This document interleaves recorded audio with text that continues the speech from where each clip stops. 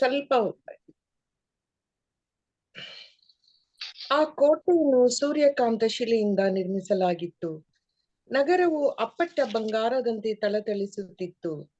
ನಗರದ ಕೋಟೆಯ ಅಸ್ತಿವಾರಗಳು ಸಕಲ ವಿಧವಾದ ರತ್ನಗಳಿಂದ ಅಲಂಕೃತವಾಗಿತ್ತು.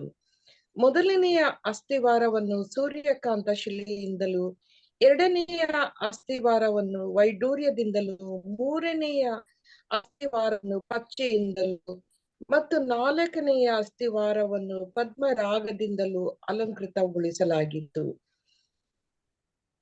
ಅಂತೆಯೇ ಐದನೆಯ ಅಸ್ತಿವಾರವನ್ನು ಗೋಮೇಧಿಕದಿಂದಲೂ, ಆರನೆಯದನ್ನು ಮಾಣಿಕ್ಯದಿಂದಲೂ, ಏಳನೆಯದನ್ನು ಪೀತರತ್ನದಿಂದಲೂ, ಎಂಟನೆಯದನ್ನು ಬೇರುಲ್ಲದಿಂದಲೂ, ಒಂಬತ್ತನೆಯದನ್ನು ಪುಷ್ಪರಾಗದಿಂದಲೂ, ಹತ್ತನೆಯದನ್ನು ಗರುಡ ಪಚ್ಚೆಯಿಂದಲೂ, ಹನ್ನೊಂದನೆಯದನ್ನು ಇಂದ್ರನೀಲದಿಂದಲೂ ಹಾಗೂ 12ನೆಯದನ್ನು ನೀಲ ಸ್ಫಟಿಕದಿಂದಲೂ ಅಲಂಕೃತಗೊಳಿಸಲಾಗಿತ್ತು. 12 ಹೆಬ್ಬಾಗಿಲುಗಳು 12 ಮುತ್ತುಗಳಾಗಿದ್ದವು. ಪ್ರತಿಯೊಂದು ಹೆಬ್ಬಾಗಿಲನ್ನು ಒಂದೊಂದು ಮುತ್ತಿನಿಂದ ಮಾಡಲಾಗಿತ್ತು. ನಗರದ ಬೀದಿ ಸ್ವಚ್ಛವಾದ ಗಾಜಿನಂತಿರುವ ಅಪ್ಪಟ ಬಂಗಾರವಾಗಿತ್ತು. ಸಾಕಷ್ಟು ಇಲ್ಲಿ ವಚನ ಕ್ಲೀನ್ ಆಗಿ ಹೇಳ್ತಾ ಇದೆ. ನಾನು ಮೊನ್ನೆ ಅಲ್ಲಿ ಸ್ವಲ್ಪ ಆಲಿಸಿದ್ರ ಬಗ್ಗೆ ಎಲ್ಲ. ಆ ಕೋಟೆ ಸೂರ್ಯಕಾಂತ ಶಿಲೆಯಿಂದ ನಿರ್ಮಿಸಲಾಗಿತ್ತು ಅಂತ ಹೇಳಿದ್ರೆ, ಅಂದ್ರೆ ಇಲ್ಲಿ ಒಂದು 12 ತರ ವೈಡೂರ್ಯಗಳನ್ನ ತೋರಿಸ್ಕೊಡ್ತಾ ಇದ್ದಾರೆ. ಅಂದ್ರೆ ಇರೋದ್ರಲ್ಲಿ ಶ್ರೇಷ್ಠ ವೈಡೂರ್ಯಗಳನ್ನ ಇಲ್ಲಿ ಎಲ್ಲ ತೋರಿಸ್ಕೊಡ್ತಾ ಇದ್ದಾರೆ. ಈ ಒಂದು ವೈಡೂರ್ಯಗಳಿಂದ ಈ ಒಂದು ಜೆರೂಸಲೇಮ್, ನೂತನ ಜೆರೂಸಲೇಮ್ನ ಫುಲ್ಲು ಆ ಒಂದು ವೈಡೂರ್ಯಗಳಿಂದ ತುಂಬಿಸಿ ಮಡಗಿದ್ದಾರೆ ಅನ್ನೋ ಒಂದು ಅವಸ್ಥೆಯನ್ನು ತೋರಿಸ್ಕೊಡ್ತಾ ಇದ್ದಾರೆ. ಹಾಗಾಗಿ ಒಂದೊಂದು ಇದರಲ್ಲೂ ಪ್ರತಿಯೊಂದು ಹೆಬ್ಬಾಗಿಲು ಒಂದೊಂದು ಮುತ್ತಿನಿಂದ ಮಾಡಲಾಗಿತ್ತು ಅಂತ ಹೇಳಿ, ಅಂದ್ರೆ ಒಂದೊಂದು ಹೆಬ್ಬಾಗಿಲು ಸಮೇತ ಅದರಿಂದ ಮುತ್ತಿನಿಂದ ಮಾಡಾಗಿತ್ತು. ಆದ್ರೆ ಅಪ್ಪಟ ಬಂಗಾರ, ಮುಂದೆ ಒಂದು ವಚನದಲ್ಲಿ ನಗರವು ಅಪ್ಪಟ ಬಂಗಾರದ ಥಳಥಳಿಸುತ್ತಿತ್ತು ಅಂತೇಳಿ, ಅಂದ್ರೆ ಅಷ್ಟೊಂದು ಶೈನಿಂಗ್ ಇರೋದು. ನಮ್ ನೋಡ್ಬೋದು ಇಲ್ಲಿ ವಜ್ರ ನಮ್ಗೆ ಗೊತ್ತು, ಅದುವೇ ಒಂದು ಚಿಕ್ಕ ಬೆಳಕದು ಅದೆಷ್ಟೊಂದು ರಿಫ್ಲೆಕ್ಷನ್ ಮಾಡ್ತದೆ, ಅಷ್ಟೊಂದು ಪ್ರಕಾಶಿಸ್ತದೆ. ಹಾಗಾಗಿ ಆ ಒಂದು ಕಾರ್ಯ ತೋರಿಸ್ಕೊಡ್ತಾ ಇದ್ದಾರೆ. ಅಂದ್ರೆ ಒಂದು ಅವಸ್ಥೆ, ಅಲ್ಲಿದ್ದ ಒಂದು ಅವಸ್ಥೆ, ಅಂದ್ರೆ ಇನ್ನ ನಾವು ಒಂದು ನೆನ್ಸ್ಕೊಳಕ್ ಆಗಲ್ಲ. ಅಷ್ಟೊಂದು ಇಷ್ಟೊಂದು ಇದಿರುವಾಗ ಅದು ಏನ್ ವ್ಯವಸ್ಥೆ ಯಾಗಿರ್ಬೋದು ಅದು ನೋಡಕ್ಕಾದ್ರೆ ಅಂತ ಹೇಳೋದು, ಅಂತ ಒಂದು ಇದನ್ನ ತೋರಿಸ್ಕೊಡ್ತಾ ಇದ್ದಾರೆ. ಏನಕ್ಕೆ ಈ ಒಂದು ಕಾರ್ಯಗಳು ತೋರಿಸ್ಕೊಡ್ತಾ ಇದ್ದಾರೆ ನಾವು ನೋಡ್ಬೋದು. ಇದು 20ನೇ ಅಧ್ಯಾಯದಲ್ಲಿ ನೋಡಿದ್ರೆ, ಆ ಒಂದು 20ನೇ ಅಧ್ಯಾಯದಲ್ಲಿ ಈ ತರ ಇದೆ. ಏನಂತ ಹೇಳಿದ್ರೆ, ಯೇಸು ಸ್ವಾಮಿ ಅಲ್ಲಿ ಸ್ವರ್ಗದಿಂದ ಬರ್ತಾ ಇದ್ದಾರೆ ಮದುವೆಗೆ. ಆ ಮದುಮಗನ ಕರ್ಕೊಂಡು ಹೋಗಕ್ಕೆ ಅವ್ರಿಗೆ ಅಡೆತಡೆ ಆಗಿರೋದ್ನ ಮದುಮಗಳನ್ನ ಕಳಿಸ್ತೇ ಕೊಡೋದಕ್ಕೆ ಆ ಸಮಯದಲ್ಲಿ ಎಲ್ಲಾನು ನಾಶ ಮಾಡಿ ಅವ್ರನ್ನ ಕರ್ಕೊಂಡೋಗೆಲ್ಲ ಸಿದ್ಧತೆ ಮಾಡ್ತಿದ್ದಾರೆ. 21ನೇ ಅಧ್ಯಾಯದಲ್ಲಿ ಈ ತರ ಯೇಸು ಸ್ವಾಮಿ ಬರ್ತಾ ಇದ್ದಾರೆ. ಈ ಮದುಮಗಳು ಸಿದ್ಧತೆ ಆಗೋಕ್ಕೋಸ್ಕರ, ಅಂದ್ರೆ ಅವಳಿಗೆ ಏನೇನ್ ಬೇಕು ಸಿದ್ಧತೆಗೆ, ಆದ್ರೆ ಸಿದ್ಧತೆ ಅಂತ ಹೇಳಿದ್ರೆ ನೋಡಿ, ನಮ್ಗೆ ಸಿದ್ಧತೆ ಬೇಕಂತ ಹೇಳಿದ್ರೆ ಇವಾಗ ನಾವೆಲ್ಲರೂ ಹೋಗ್ತಾ ಇದೀವಿ ಅಂತ ಹೇಳಿದ್ರೆ ನಮ್ಗೆ ಅಲ್ಲಿದ್ದು ಮೊದ್ಲು ಏನಾದ್ರು ಗೊತ್ತಿದ್ರೆ ಮಾತ್ರ. ಇವಾಗ ಜಸ್ಟ್ ನಾವು ಟೂರ್ ಹೋಗ್ತಾ ಇದೀವಿ ಅಂತ ಹೇಳಿದ್ರೆ ಆ ಪ್ಲೇಸಲ್ಲಿ ಏನಿದೆ ಅದೆಲ್ಲ ನಮ್ಗೆ ಗೊತ್ತಿದ್ರೆ ಅದು ನೋಡಕ್ ಒಂದು ಉತ್ಸಾಹ, ಒಂದು ಹಾಸ್ಯ, ಒಂದು ಸ್ಪಿರಿಟ್ನೆಸ್ ಇರ್ತದೆ.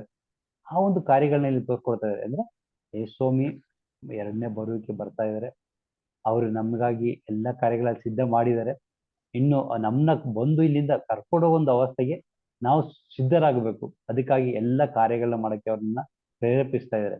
ಹಾಗೆ ಈ ಒಂದೊಂದು ವಚನಗಳ ಮುಖಾಂತರ ನಮ್ಗೆ ತೋರ್ಸ್ಕೊಳ್ತಾರೆ. ಈ ಪದೊಂದು ಮೊದಲನೇ ವಚನ ನೂತನ, ಅಂದ್ರೆ ನಮ್ದೆಲ್ಲ ಹಳೆಯ ಸ್ವಭಾವಗಳನ್ನ, ಹಳೆಯ ಒಂದು ಅವಸ್ಥೆಗಳಿಂದ ಬಿಡುಗಡೆ ಕೊಟ್ಟು ನಮ್ಮ ಹೊಸ ಒಂದು ಅವಸ್ಥೆಗಳು ಕೊಡ್ತಾರೆ. ಅಂದ್ರೆ ಹಳೆಯದೆಲ್ಲ ಅಳಿದು ನೂತನ ಆಗುದು ನೀವು ಅಂತ ಹೇಳಿ, ಅಂದ್ರೆ ನಾವೆಲ್ಲವನ್ನು ಹೊಸದಾಗಿಸ್ತೀನಿ ಅಂತ ವಚನ ಹೇಳ್ತಾ ಹಂಗೆ. ಅಂದ್ರೆ ಎಲ್ಲವನ್ನು ಹೊಸದಾಗಿ, ಯಾಕೆ ಎಲ್ಲವನ್ನು ಹೊಸದಾಗ್ತೀವಿ ಅಂತ ಹೇಳಿದ್ರೆ ನಮಗೆ ಗೊತ್ತು. ಮೊನ್ನೆ ಹೇಳಿದೆ ಆ 8ನೇ ವಚನ, ನಮ್ಮ ಎಲ್ಲ ಅವಸ್ಥೆಗಳನ್ನ, ಆ ಒಂದು ಅವಸ್ಥೆಗಳಿಂದ ನಮ್ಮ ಬಿಡುಗಡೆ ಕೊಟ್ಟು ನಮ್ಮ ಒಂದು ನೂತನ ಸೃಷ್ಟಿಗಳಾಗಿ ಮಾಡ್ತೀವಿ ಅಂತ ಹೇಳಿ. ಹಾಗೆ ಇಲ್ಲಿ ವಚನ ಏನ್ ಹೇಳ್ತದೆ ಅಂದ್ರೆ, ಇಂಥ ಒಂದು ಅವಸ್ಥೆ ನಮ್ಮ ಮನಸ್ಸಲ್ಲಿ ಒಂದು ಅವಸ್ಥೆ ಇರ್ಬೇಕು ಅಂತ ಹೇಳಿದ್ರೆ, ನಾನು ಅಲ್ಲಿ ಹೋಗ್ಬೇಕು ಅಂತ ಹೇಳಿದ್ರೆ ನನಗೆ ಇದ್ರ ಬಗ್ಗೆ ಸ್ವಲ್ಪ ಅರಿವು ಇರ್ಬೇಕು ಅಂತಂದ್ರೆ, ಇಂಥ ಒಂದು ಕಾರ್ಯಗಳಲ್ಲಿ ಇರುವಾಗ ಅದೊಂದು ನಾನು ಅಲ್ಲಿ ಹೋಗ್ಬೇಕು, ಆ ಕಾರ್ಯನ ನಾನು ದೇವರು ನನಗಾಗಿ ಸಿದ್ಧ ಮಾಡಿದ ಕಾರ್ಯಕ್ಕೆ ನಾನು ಸಿದ್ಧನಾಗಬೇಕು ಅನ್ನೋ ಒಂದು ಅವಸ್ಥೆ ನಮ್ದು ಆಗ್ಬೇಕು ಅಂತ ಹೇಳ್ಬಿಟ್ಟು ಈ ಒಂದು ವಚನ ತೋರಿಸಿ 18ರಿಂದ 23. 22ನೇ ವಚನದಲ್ಲಿ ನೋಡುವುದಂದ್ರೆ, ಓದಿಸಿ 22ನೇ ವಚನ. ಆ ನಗರದಲ್ಲಿ ನಾನು ದೇವಾಲಯವನ್ನು ಕಾಣಲಿಲ್ಲ, ಏಕೆಂದರೆ ಸರ್ವಶಕ್ತ ದೇವರಾದ ಪ್ರಭುವು ಯಜ್ಞದ ಕುರುಮರಿಯಾದಾತನು ಅದರ ದೇವಾಲಯವಾಗಿದ್ದಾರೆ. ಈ ವಚನದಲ್ಲಿ ಕ್ಲೀನ್ ಆಗಿ ಹೇಳ್ತಾರೆ. ಏನಂದ್ರೆ, ನಗರದಲ್ಲಿ ಒಂದು ದೇವಾಲಯನ ಕಾಣಲಿಲ್ಲ. ಯಾಕೆ? ಸರ್ವಶಕ್ತ ದೇವಪ್ರಭು ಯಜ್ಞದ ಕುರಿಮಯ ಅವರು ದೇವಾಲಯವಾಗಿದ್ದಾರೆ ಅಂತ. ಅಂದ್ರೆ ಯೇಸುಸ್ವಾಮಿ ಹೇಳ್ತಾರೆ, ನಾನೇ ದೇವಾಲಯ. ಯೇಸುಸ್ವಾಮಿಯ ದೇಹವೇ ದೇವಾಲಯ ನಂತರ ಯೇಸುಸ್ವಾಮಿಯ ದೇಹನೇ ಅಲ್ಲಿ ದೇವಾಲಯವಾಗಿತ್ತು ಅಂತ ಹೇಳುದು. ಯಾವಾಗ ನಮ್ಗೆ ಗೊತ್ತು, ಈ ನೋಡಿ ಅಷ್ಟೊಂದು ಪ್ರಸನ್ನತೆಯಲ್ಲಿರುವಾಗ ಅಲ್ಲಿ ಒಂದು ದೇವಾಲಯ ಇದ್ರೆ ಇನ್ನೂ ಚೆನ್ನಾಗಿತ್ತು ಅನ್ಸ್ಬೋದು. ಆದ್ರೆ ಅದಕ್ಕಿಂತ ಮುಖ್ಯ ದೇವರ ಆಲಯ. ದೇವರ ಆಲಯ ಅಂದ್ರೆ ದೇವರ ವಾಸಸ್ಥಳ ಅಂತೇಳಿ, ನಮ್ಮ ದೇಹವೇ ದೇವಾಲಯ. ಆ ಒಂದು ಅವಸ್ಥೆ ನಮ್ಗೆ ತೋರ್ಸ್ಕೊಡ್ತಾ ಇದರಲ್ಲಿ. ಹಾಗೆ 23ನೇ ವಚನ ನೋಡ್ಬೋದು. ನಗರಕ್ಕೆ ಬೆಳಕನ್ನು ಕೊಡಲು ಸೂರ್ಯನ ಇಲ್ಲವೇ ಚಂದ್ರನ ಅವಶ್ಯಕತೆ ಇಲ್ಲ, ಏಕೆಂದರೆ ದೇವರ ತೇಜಸ್ಸೇ ಅದಕ್ಕೆ ಬೆಳಕು, ಯಜ್ಞದ ಕುರಿಮರಿಯೇ ಅದಕ್ಕೆ ಜ್ಯೋತಿ. ನೀವು ಚೆನ್ನಾಗಿ ಹೇಳ್ತದೆ, ನಗರಕ್ಕೆ ಬೆಳಕು ಕೊಡಲು ಸೂರ್ಯ ಇಲ್ಲವೇ ಚಂದ್ರ ಅವಶ್ಯಕತೆ ಇಲ್ಲ, ಏಕೆಂದರೆ ದೇವರ ತೇಜಸ್ಸೇ ಅಂತ. ನಾವು ಇಲ್ಲಿ 2 ಪೇತ್ರ 3:10-13 ವಚನ ಗೊತ್ತಾಗುತ್ತೆ. 2 ಪೇತ್ರ 3ನೇ ಅಧ್ಯಾಯ 10-13 ವಚನ.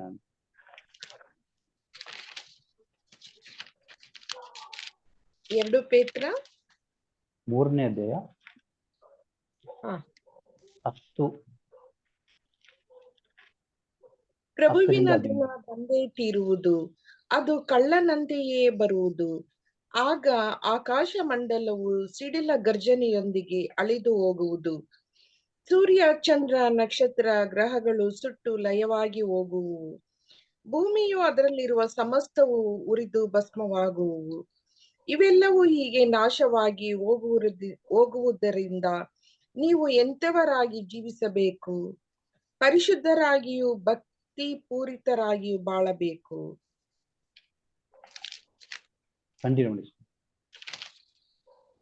ದೇವರ ಆ ದಿನವನ್ನು ಎದುರು ನೋಡುತ್ತಾ ಅದು ಬೇಗನೆ ಬರಲೆಂದು ಹಾರೈಸಬೇಕು. ಆ ದಿನ ಆಕಾಶ ಮಂಡಲವು ಅಗ್ನಿಯಿಂದ ಉರಿದು ಹೋಗುವುದು, ಸೂರ್ಯ ಚಂದ್ರ ನಕ್ಷತ್ರ ಗ್ರಹಗಳು ಶಾಖದಿಂದ ಕರಗಿ ಹೋಗುವು. ನಾವಾದರೂ ದೇವರ ವಾಗ್ದಾನದ ಪ್ರಕಾರ ನೀತಿಯ ನೆಲೆಯಾಗಿರುವ ನೂತನ ಆಕಾಶ ಮಂಡಲವು ನೂತನ ಭೂಮಂಡಲವು ಬರುವುದನ್ನು ಎದುರು ನೋಡುತ್ತಿರುತ್ತೇವೆ. ಪ್ರಿಯರಲ್ಲಿ ವಚನ ಕ್ಲೀನ್ ಆಗಿ ಹೇಳ್ತಾ ಇದೆ, ನಗರದಲ್ಲಿ ಬೆಳಕು ಕೊಡುವ ಸೂರ್ಯನೇ ಇಲ್ಲವೇ ಚಂದ್ರನ ಅವಶ್ಯಕತೆ ಇಲ್ಲ ಅಂತ. ಯಾಕೆಂದ್ರೆ ನಮ್ಗೆ ವಚನ ಹೇಳ್ತಾ ಇದೆ ಅಂದ್ರೆ, ಸೂರ್ಯಗಿಂತ 10 ಪಟ್ಟು ಪ್ರಕಾಶಮಾನರು ಯೇಸು ಸ್ವಾಮಿ ಅಂತ ಹೇಳುದು. ಇವಾಗ ಯೇಸು ಸ್ವಾಮಿ 10 ಪಟ್ಟು ಪ್ರಕಾಶಮಾನರಾಗಿದೆ. ಇವಾಗ ಆ ಒಂದು ಯೇಸು ಸ್ವಾಮಿಯ ಪ್ರಕಾಶ ಅಲ್ಲಿ ಸ್ಫಟಿಕಗಳು ಅಂದ್ರೆ ನಿಮ್ಗೆ ಗೊತ್ತು, ಡೈಮಂಡ್ ಎಲ್ಲ ಅದ್ರ ಮೇಲೆ ಬೆಳಕಿದ್ರೆ, ಒಂದು ಚಿಕ್ಕ ಬೆಳಕಿದ್ರೆ ಅದು ಒಂದು 10ರಷ್ಟು 100ರಷ್ಟು ಬೆಳಕು ಪ್ರಜ್ವಲಿಸ್ತದೆ. ಅದೇ ಒಂದು ಅವಸ್ಥೆ ಅಲ್ಲಿರುವಾಗ ಯೇಸುಸ್ವಾಮಿ ಇದ್ರೆ ಆ ಸೂರ್ಯ 10ರಷ್ಟು ಬೆಳಕು ಸೂರ್ಯನ ಅಂದ್ರೆ ಯೇಸುಸ್ವಾಮಿ 10ರಷ್ಟು ಪ್ರಕಾಶವಾದ ಸೂರ್ಯಗಿಂತ ಅಂತ ಹೇಳಿದ್ರೆ, ಇನ್ನು ಅದು ಡೈಮಂಡ್ ಮೇಲೆ ಆ ತರ ಒಂದು ವಜ್ರಗಳ ಮೇಲೆ ಬಿದ್ದಾಗ ಅದ್ರ ಬೆಳಕು ಅಷ್ಟೊಂದು ಇರುತ್ತೆ, ಇನ್ನು ನೋಡಕ್ಕಾಗಂತ ಒಂದು ಬೆಳಕಾಗಿರುತ್ತೆ. ಅಲ್ಲಿ ವಚನ ಮುಂದೆ ಹೇಳ್ತದೆ, ಚಂದ್ರನ ಅವಶ್ಯಕತೆ ಇರಲ್ಲ ಅಲ್ಲಿ ಅಂತ ಹೇಳ್ಬಿಟ್ಟು. ಅಂದ್ರೆ ದೇವರ ಪ್ರಸನ್ನತೆ ಅಂದ್ರೆ ಅಷ್ಟೊಂದು ಒಂದು ಪ್ರಸನ್ನತೆ ನಾವು ಅಲ್ಲಿ ಕಾಣ್ಬೋದು ಅಂತ ವಚನ ಅಲ್ಲಿ ಹೇಳ್ಕೊಡ್ತಾ ಇದೆ. 24ನೇ ವಚನ, ಅದರ ಬೆಳಕಿನಲ್ಲಿ ಸರ್ವ ಜನಾಂಗಗಳು ಸಂಚರಿಸುವರು, ಭೂರಾಜರು ತಮ್ಮ ಸಿರಿ ಸಂಪತ್ತನ್ನು ಅಲ್ಲಿಗೆ ತರುವರು. ಅದರ ಬೆಳಕಿನಲ್ಲಿ ಎಲ್ಲರೂ ಓಡಾಡ್ಬೋದು ಅಂತ ಹೇಳ್ತಾ ಇದ್ದಾರೆ. ಈ ಭೂ ರಾಜರುಗಳು ತಮ್ಮ ಸಿರಿ ಸಂಪತ್ತು ಅಲ್ಲಿಗೆ ತರುವರು ಅಂತ ಹೇಳಿದಾಗ ನಮಗೆ ಗೊತ್ತು, ನಾವು ನೋಡಿರ್ಬೋದು, ಹಿಂದೆ ಕಾಲದಲ್ಲ ರಾಜರುಗಳೆಲ್ಲ ಬೇರೆಯವ್ರ ಮೇಲೆ ಯುದ್ಧಕ್ಕೆ ಹೋಗುವಾಗ ಅವರಿಗೆ ಸೋಲ್ಸಕ್ಕಾಗಿಲ್ಲ ಅಂದ್ರೆ ಅವ್ರಿಗೆ ಕಪ್ಪ ಕಾಣಿಕೆ ಕೊಟ್ಟು ಬಂದ್ಬಿಡ್ತಾ ಇದ್ರು. ಅಂದ್ರೆ ಅವ್ರನ್ನ ಯುದ್ಧದಲ್ಲಿ ನಾವು ಜಯಿಸಕ್ಕಾಗಲ್ಲ ಅನ್ನೋ ಒಂದು ಅವಸ್ಥೆ ಇದ್ರೆ ಅವ್ರಿರುವ ಎಲ್ಲ ಇದನ್ನ ಕಪ್ಪವಾಗಿ ಕಾಣಿಕೆಯಾಗಿ ಕೊಟ್ಕೊಂಡು ಬಂದ್ಬಿಡ್ತಾರೆ. ಅದೇ ಒಂದು ಅವಸ್ಥೆ ಇಲ್ಲಿ ತೋರ್ತಾ ಇದ್ದಾರೆ. ಅಂದ್ರೆ ರಾಜರಿಗೆಲ್ಲ ರಾಜ ಯೇಸು ಸ್ವಾಮಿ. ಹಾಗಾಗಿ ಅವ್ರನ್ನ ಯಾವ ಕಾರಣಕ್ಕೂ ಸೋಲ್ಸಕ್ಕಾಗಲ್ಲ ಒಂದು ಅವಸ್ಥೆ ಆದಾಗ ಅವರು ತಮ್ಮಲ್ಲಿರುವ ಸಿರಿ ಸಂಪತ್ತು ಐಶ್ವರ್ಯಗಳನ್ನೆಲ್ಲ ಅವರಿಗೆ ಕಾಣಿಕೆಯಾಗಿ ತಂದು ಕೊಡ್ತಾ ಇದ್ರು ಅಂತ ವಚನ ಹೇಳ್ತಾ ಇದೆ. ಮುಂದೆ 25ನೇ ವಚನದಲ್ಲಿದೆ, ಹಗಲಿನಲ್ಲಿ ಅದರ ಹೆಬ್ಬಾಗಿಲುಗಳನ್ನು ಮುಚ್ಚುವಂತಿಲ್ಲ, ರಾತ್ರಿ ಎಂಬುದು ಅಲ್ಲಿ ಇಲ್ಲವೇ ಇಲ್ಲ. ವಚನ ಹೇಳ್ತಾ ಇದ್ದಾರೆ, ಹಗಲಿನಲ್ಲಿ ಅದರ ಹೆಬ್ಬಾಗಿಲು ಮುಚ್ಚುವಂತಿಲ್ಲ, ರಾತ್ರಿ ಎಂಬುದು ಅಲ್ಲಿ ಇಲ್ಲೇ ಇಲ್ಲ ಅಂತ ಹೇಳಿ ನಾವು ನೋಡ್ಬೋದು. ಬೆಳಕಿನ ಕಾರ್ಯ ಬಂದಾಗ ಯೇಸು ಸ್ವಾಮಿಯೇ ಬೆಳಕು. ವಚನದಲ್ಲಿ ನಾನೇ ಮಾರ್ಗ, ನಾನೇ ಸತ್ಯ, ನಾನೇ ಜೀವ ಅಂತ ಹೇಳ್ತಾರೆ. ಹಾಗಾಗಿ ಬೆಳಕಿನ ಕಾರ್ಯಗಳ ಬೆಳಕಿನ ಬಂದು ಯೇಸು ಸ್ವಾಮಿ ಎಲ್ಲ ನೋಡಿದ್ರು ಪ್ರಕಾಶಮಾನವಾದ ಬೆಳಕು ಯೇಸು ಸ್ವಾಮಿಯೇ. ನಾವು ಕತ್ತಲೆಗೂ ಬೆಳಕು ಡಿಫ್ರೆನ್ಸ್ ನೋಡೋ ಗೊತ್ತಾಗುತ್ತೆ. ಕತ್ತಲೆ ಬೇಡವಾದ ಕಾರ್ಯಗಳ ಮಾಡುವಂತ ಕಾರ್ಯಗಳು, ಸೈತಾನ ಒಂದು ಅವಸ್ಥೆಗಳನ್ನ ತೊಗೊಂಡ್ರೆ ಕೆಟ್ಟ ಕಾರ್ಯ ಮಾಡಲು ನಮ್ಗೆ ಬೇಕಾಗಿರೋದು ಕತ್ತಲೆಗಳು. ಹಾಗಾಗಿ ಆ ಬೆಳಕು, ಯಾವಾಗ ಬೆಳಕು ಪ್ರಕಾಶಮಾನವಾಗಿರುತ್ತೆ ಅಲ್ಲಿ ಕತ್ತಲೆಗೆ ಅವಕಾಶಗಳೇ ಇರಲ್ಲ. ಯಾವಾಗ ಈ ಬೆಳಕಿನ ಮರೆ ಮಾಡಕ್ಕೆ ಪ್ರಯತ್ನ ಪಡ್ತೀವಿ ಅಲ್ಲಿ ಕತ್ತಲೆ ಬರುವಂಥದ್ದು. ಆದ್ರೆ ಇಲ್ಲಿ ಸೌಮ್ಯ ಆ ಪ್ರಕಾಶನ ಎಂದಿಗೂ ಕತ್ತಲೆ ಮಾಡಕ್ಕೆ ಆಗದೇ ಇರೋ ಒಂದು ಅವಸ್ಥೆ ಆ ಒಂದು ನೂತನ ಜೆರುಸಲೇಮಲ್ಲಿ ಆಗೋದು ಅಂತ ಹೇಳ್ತಾರೆ. ಹಾಗಾಗಿ ನಾವು ನೋಡ್ಬೋದು, ಯಾವುದೇ ಒಂದು ಸಂತರುಗಳನ್ನೆಲ್ಲ ನೋಡಿದ್ರೆ ಅವರೊಂದು ತಲೆ ಮೇಲೆ ಒಂದು ಪ್ರಕಾಶಮಾನ ಒಂದು ಕಿರೀಟ ತರ ಇರೋದು, ಆ ಹಿಂದೆ ಒಂದು ಬ್ಯಾಕ್ ಗ್ರೌಂಡ್ ಅಲ್ಲಿ ಇದೊಂದು ನಿಜವಾದ ಒಂದು ಆ ಪ್ರಕಾಶಮಾನ ಇರುವಾಗ ಎಂದಿಗೂ ಅವ್ರ ಹತ್ರ ಆ ಕತ್ತಲೆ ಸುಳಿಯೋದು ಒಂದು ಹೇಳ್ತಾರೆ. ಇಲ್ಲಿ ಹೇಳ್ತಾರೆ ಹೆಬ್ಬಾಗಿಲುಗಳ ಅಂದ್ರೆ ಹೆಬ್ಬಾಗಿಲುಗಳು ಮುಚ್ಚುವಂತಿಲ್ಲ, ರಾತ್ರಿ ಎಂಬುದು ಅಲ್ಲಿ ಇಲ್ಲವೇ ಇಲ್ಲ ಅಂತ. ಯಾವುದು ಹೆಬ್ಬಾಗಿಲುಗಳು ಅಂತ ಹೇಳಿದಾಗ ಅಲ್ಲಿ ನೋಡಿ, ಯಾವಾಗ್ಲೂ ಎಲ್ಲರಿಗೂ ದೇವರ ಆಲಯ ತೆಗೆದುಕೊಟ್ಟಿರ್ತಾರೆ, ಯಾರ್ಯಾರು ಬೇಕಾಗ್ಬೋದು. ಆದ್ರೆ ಮುಂದೆ ವಚನ ಹೇಳ್ತಿದೆ ಯಾರಲ್ಲಿ ಆಗ್ಬೋದು ನನ್ನ, ಅಂದ್ರೆ ಯಾರ್ಯಾರು ಅಲ್ಲಿ ಬರ್ಬೋದು ಅಂತ ಹೇಳ್ತಾ ಇದ್ದಾರೆ. ಆದ್ರೆ ಈ ಕತ್ತಲೆ ಬಗ್ಗೆ ನೋಡುವಾಗ ಗೊತ್ತಾಗುತ್ತೆ. ಕತ್ತಲೆ ಯಾವಾಗ ಕತ್ತಲೆ ಅಂತ ಹೇಳಿದಾಗ ಎಲ್ಲಾ ಸೈತಾನ ಕಾರ್ಯಗಳು ಮಾಡೋದು ಈ ಕತ್ತಲೆಯ ಒಂದು ಅವಸ್ಥೆಗಳೇ. ಆ ಸೈತಾನ ಕಾರ್ಯಗಳಿಗೆ ಅಲ್ಲಿ ಎಂಟ್ರೆನ್ಸ್ ಇಲ್ಲ. ಅಂದ್ರೆ ವಚನ ಹೇಳ್ತಾರೆ ಅಂದ್ರೆ ಕತ್ತಲೆ ಎಂಬುದು ಅಲ್ಲಿ ಇಲ್ಲವೇ ಇಲ್ಲ ಅಂತ ಹೇಳ್ಬೋದು.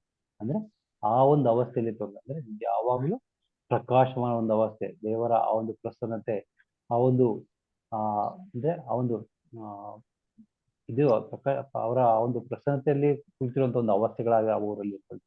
ಅಂದ್ರೆ ಸರ್ವೇಶ್ವರ ಸದಾ ಆ ಒಂದು ಪ್ರಸನ್ನತೆ ತುಂಬಿರೋ ಒಂದು ಅವಸ್ಥೆ, ಆ ಒಂದು ಜಾಗ ಇಲ್ಲಿ ಯಾರ್ಯಾರು ಜೀವಿಸ್ಬೋದು ಅಂತ ನಾವು ಸ್ವಲ್ಪ ಯೋಚನೆ ಮಾಡಿ ನೋಡಿದ್ರೆ ಅಲ್ಲಿ ನಮ್ಗೆ ಗೊತ್ತು, ಸಂತರುಗಳೆಲ್ಲ ಜೀವಿಸೋ ಒಂದು ಕಾರ್ಯಗಳೇ ತರ್ಕೊಡ್ತಾ ಇದೆ. ಸಂತರುಗಳು ನಾವು ಒಂದು ಬ್ರದರ್ ನಮ್ಗೆ ಈ ತರ ಒಂದು ವಿಷಯ ಹೇಳಿದ್ರು. ಏನಂತ ಹೇಳಿದ್ರೆ, ನೋಡಿ ನೀವು ಮೋಶೆ ಫೇವರೇಟ್ ಆಗಿ ಮೋಶೆ ಮುಖಾಂತರ ಪ್ರಾರ್ಥನೆ ಮಾಡಾಗಿದ್ರೆ ನೀವು ಒಂದು ಚಿಕ್ಕ ಆ ಮರಳಿನ ಕಣ ಆಗಿ ಮೋಶೆ ಅವ್ರ ಜೊತೆ ಇರ್ತೀರ ನೀವು ಅಲ್ಲಿ ಅಂತ ಹೇಳಿ. ಅಂದ್ರೆ ಒಂದು ಚಿಕ್ಕ ಮರಳಿನ ಕಣವಾಗಿ, ಅಂದ್ರೆ ಯಾರ್ಯಾರು ನಾವು ಸಂತ ಅಂದ್ರೆ ಪ್ರೇಯರ್ ಮಾಡ್ತೀವಿ, ಯಾರ್ಯಾರ ಸಂತರ ಜೊತೆ ನಾವು ಪ್ರೇಯರ್ ಮಾಡ್ತೀವಿ ಅವರ ಮುಖಾಂತರ ನಾವು ಪ್ರಾರ್ಥನೆ ನಡೆಸುವಾಗ ನಾವು ಅವರೊಂದಿಗೆ ಅಲ್ಲಿ ಸ್ವರ್ಗದ ಒಂದು ಚಿಕ್ಕ ಕಣವಾಗಿ ನಾವು ಇರ್ತೀವಿ ಅಂತ ಹೇಳಿ.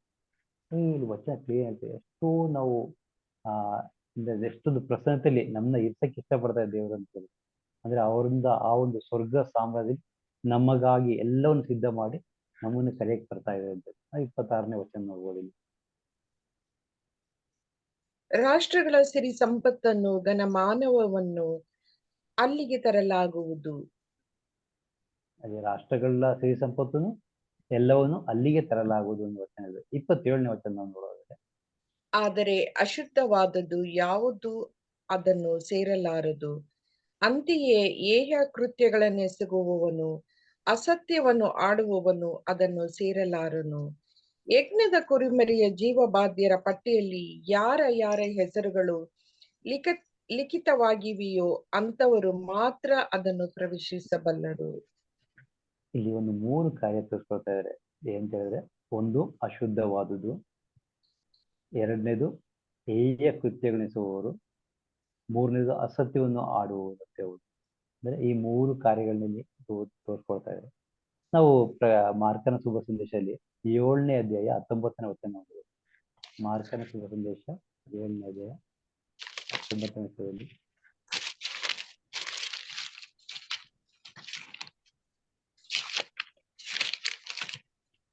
7:19.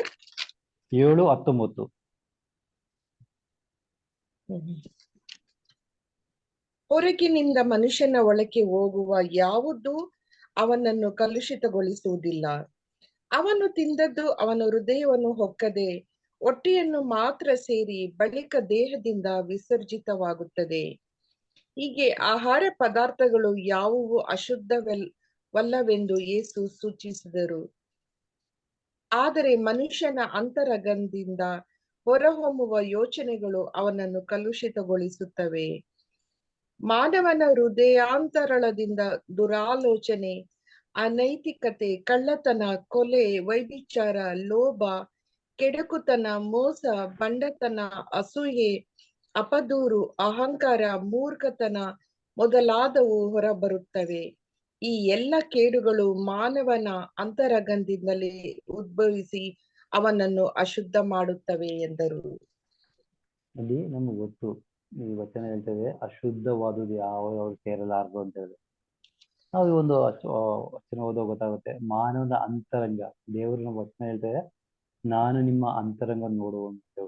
ಏನಕ್ಕೆ ದೇವರು ನಮ್ಮ ಅಂತರಂಗ ನೋಡು ಅಂತ ಹೇಳ್ತಾ ಇದ್ದಾರೆ ಅಂದ್ರೆ, ಈ ವಚನ ಕ್ಲೀನ್ ಆಗಿ ಹೇಳ್ತದೆ, ನಮ್ಮ ಅಂತರಂಗದಲ್ಲಿ ಬೇಡವಾದ ಕಾರ್ಯಗಳು ನಡೆದು ಅಂತರಂಗದಲ್ಲಿ ನಮ್ಮ ಯೋಚನೆಗಳು, ಬೇಡವಾದ ಕಾರ್ಯಗಳು, ಅನೈತಿಕತೆ, ಕಳ್ಳತನ, ಒಳ್ಳೆ ವಿಚಾರ, ಲೋಭ, ಇವೆಲ್ಲ ಅಂತರಂಗ ನಡೆಯೋದು.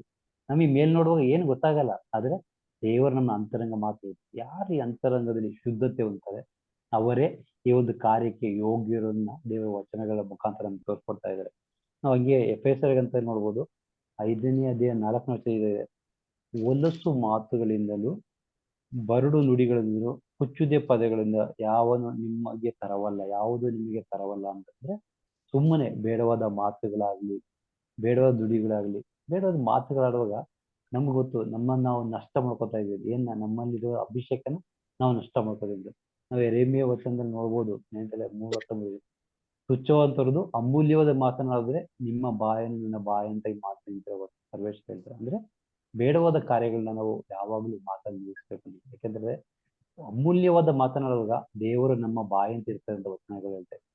ಹಾಗಾಗಿ ನಾವು ಸುಮ್ಮನೆ ಅಂದ್ರೆ ನೋಡಿ, ಫ್ರೆಂಡ್ಸ್ಗಳೆಲ್ಲ ಸುಮ್ಮನೆ ನಿಂತ್ಕೊಂಡು ಟೈಮ್ ಪಾಸ್ ಮಾಡುವಾಗೆಲ್ಲ, ಹಾಗೆ ಬೇಡದ ಕಾರ್ಯಗಳನ್ನ ಮಾತಾಡುವಾಗೆಲ್ಲ ನಮ್ಮನ್ನ ಅವಾಗ ನಮ್ಮ ಆ ಒಂದು ಅಭಿಷೇಕನ ನಾವು ನಷ್ಟ ಮಾಡ್ಕೋತೀವಿ ಅನ್ನೋದು ನಮ್ಗೆ ಯಾವಾಗಲೂ ಗೊತ್ತಿರ್ಬೇಕಾಗುತ್ತೆ. ಅದು ನೋಡ್ಬೋದು, ಯೋವಾನ 3 ಯೋವಾನ 1:11 ವಚನ ಇದೆ.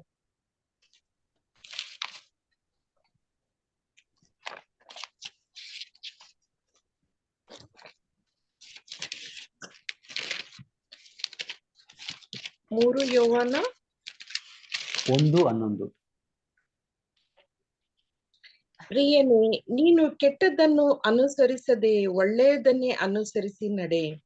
ಒಳಿತನ್ನು ಮಾಡುವವನು ದೇವರಿಗೆ ಸೇರಿದವನು, ಕೆಡಕನ್ನು ಮಾಡುವವನು ದೇವರನ್ನು ಕಾಣದವನು. ವಚನ ಕ್ಲೀನ್ ಆಗಿ ಹೇಳ್ತಾ ಇದೆ, ಈ ಕೆಟ್ಟದನ್ನು ಬಿಟ್ಟು ಒಳ್ಳೇದು ಮಾಡಿದ್ರೆ ದೇವರು ನಿಮ್ ಜೊತೆಗೆ ಇರ್ತಾರೆ ಅಂತ ಹೇಳ್ಬಿಟ್ಟು. ಆದ್ರೆ ನೀವು ಕೆಟ್ಟದನ್ನೇ ಅನ್ಸುತ್ತಾರೆ, ದೇವರನ್ನ ಅರಿತವರ ನೀವು ಆಗಿಲ್ಲ. ಹಾಗೆ ನೋಡಿ, 1 ಪೇತ್ರ 2:1 ವಚನವಾಗ್ಬೋದು. 1 ಪೇತ್ರ 2ನೇ ಅಧ್ಯಾಯ 1ನೇ ವಚನದಲ್ಲಿ,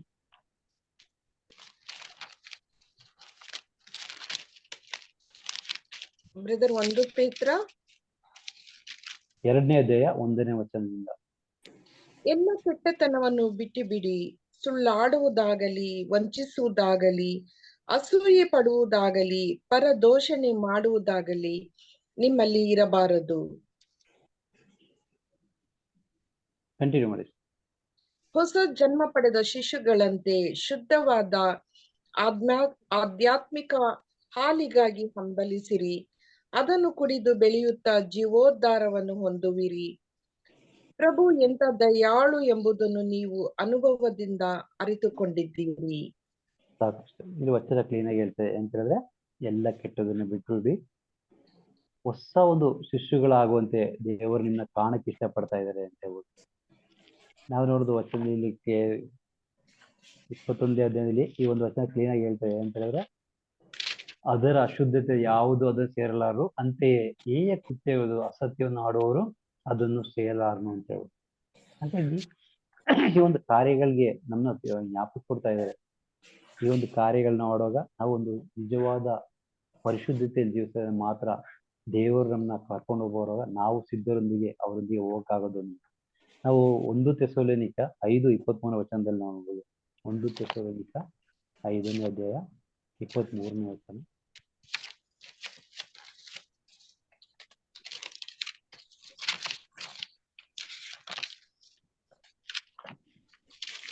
ಶಾಂತಿದಾಯಕ ದೇವರು ನಿಮ್ಮನ್ನು ಪೂರ್ಣವಾಗಿ ಪಾವನಗೊಳಿಸಲಿ. ನಮ್ಮ ಪ್ರಭು ಯೇಸು ಕ್ರಿಸ್ತರು ಪುನರಾಗಮಿಸುವಾಗ ನನ್ನ ಆತ್ಮ, ಪ್ರಾಣ, ದೇಹ ಇವುಗಳು ದೋಷರಹಿತವಾಗಿಯೂ ಸ್ವಸ್ಥವಾಗಿಯೂ ಇರುವಂತೆ ನಿಮ್ಮಲ್ಲಿ ಕಾಪಾಡಲಿ. ಇಲ್ಲಿ ವಚನ ಕ್ಲೀನ್ ಆಗಿ ಹೇಳ್ತದೆ ಅಂದ್ರೆ, ಶಾಂತಿದಾಯಕ ದೇವರು ನಿಮ್ಮನ್ನು ಪೂರ್ಣವಾಗಿ ಪಾವನಗೊಳಿಸಲಿ. ನಮ್ಮ ಪ್ರಭು ಯೇಸು ಪುನರಾಗಮಿಸುವಾಗ ನಮ್ಮ ಆತ್ಮ, ಪ್ರಾಣ, ದೇಹ ಇವು ಸದಾ ದೋಷರಹಿತವಾಗಿರ್ಬೇಕಂತೆ. ಆ ದೋಷರಹಿತವಾದಾಗ ದೇವರು ನಮ್ಮನ್ನ ಕಾಪಾಡ್ತಾರೆ ಅಂತ. ಅಂದ್ರೆ ಈ ಒಂದು ಅವಸ್ಥೆನ ನಮ್ಮನ್ನ ಕಾಯ್ತಾ ಇದ್ದಾರೆ. ನಾವು ಯಾವಾಗ ಈ ಪರಿಪೂರ್ಣೆಡೆಗೆ ಬರ್ತೀವಿ, ಆಗ ದೇವರು ನಮಗಾಗಿ ಸಿದ್ಧ ಮಾಡಿಕೊಟ್ಟ ನೂತನ ಜನರಿಗೆ ನಮ್ಮನ್ನು ಕೊಂಡೊಯ್ಯಲು ನಾವು ಸಿದ್ಧರಾಗ್ತೀವಿ. ಹಾಗೆ ಇವತ್ತು ವಚನ ಪ್ರಕಟಣೆಯಲ್ಲಿ ಇದು ಕ್ಲೀನ್ ಆಗಿ ಹೇಳ್ತಾರೆ. ಅಂತ ಹೇಳಿದ್ರೆ ಯೇಸುಸ್ವಾಮಿ 2ನೇ ಬರುವಿಕೆಗೆ ಸಿದ್ಧ ಮಾಡ್ತಾ ಇದ್ದಾರೆ. ನಾವು ಎಷ್ಟರ ಮಟ್ಟಿಗೆ ನಾವು ಸಿದ್ಧರಾಗಿದ್ದೀವಿ ಅಂದ್ರೆ ನಮಗಾಗಿ ಎಲ್ಲವನ್ನು ಮಾಡ್ಕೊಡ್ತಾ ಇದ್ದಾರೆ. ಆದ್ರೆ ನಾವು ಯಾವ ಅವಸ್ಥೆಯಲ್ಲಿ ಇದ್ದೀವಿ ಅಂತ ನಾವು ಮೊನ್ನೆ ಎಲ್ಲ ಆಲಿಸಿದಂತೆ ಆ ಒಂದು 8ನೇ ಅಧ್ಯಾಯ ಈ ಒಂದು ಅವಸ್ಥೆಯಲ್ಲಿ ಇದೀವ ಇಲ್ಲ, ಅದು ಬಿಟ್ಟು ಇನ್ನೊಂದು ನೂತನ ಸೃಷ್ಟಿಗಳಾಗುವಂತೆ ಅಂದ್ರೆ ದೇವರ ಒಂದು ಆ ಸ್ವರ್ಗೀಯ ಇದಕ್ಕೆ ನಾವು ಭಾಗ್ಯರಾಗಿದ್ದೋ ಇಲ್ಲೋ ಅನ್ನೋದನ್ನ ನಾವು ಇದನ್ನ ಜ್ಞಾಪಿಸೋಣ. ನಮ್ಮ ಒಂದು ಅವಸ್ಥೆ ಏನಿದೆ, ನಾನ್ ಯಾವ ಅವಸ್ಥೆಯಲ್ಲಿ ಇದ್ದೀನಿ ಅಂದ್ರೆ ನನ್ನ ಈ ಒಂದು ಅಶುದ್ಧತೆ ಆಗಲಿ, ನನ್ನ ಇರುವ ಒಂದು ಕೃತ್ಯಗಳಾಗಲಿ, ಅಸತ್ಯಗಳಾಗಲಿ, ಇವೆಲ್ಲ ನನ್ನ ಜೀವನದಲ್ಲಿ ಇನ್ನೂ ನಡೀತಾ ಇದೆಯಾ? ಇಂಥ ಒಂದು ಅವಸ್ಥೆ ನಾನಾಗಿದೆ, ನಾನು ನಿಜವಾಗ್ಲೂ ಅಲ್ಲಿಗೆ ಪ್ರವೇಶಿಸಲು ಯೋಗ್ಯನಲ್ಲ.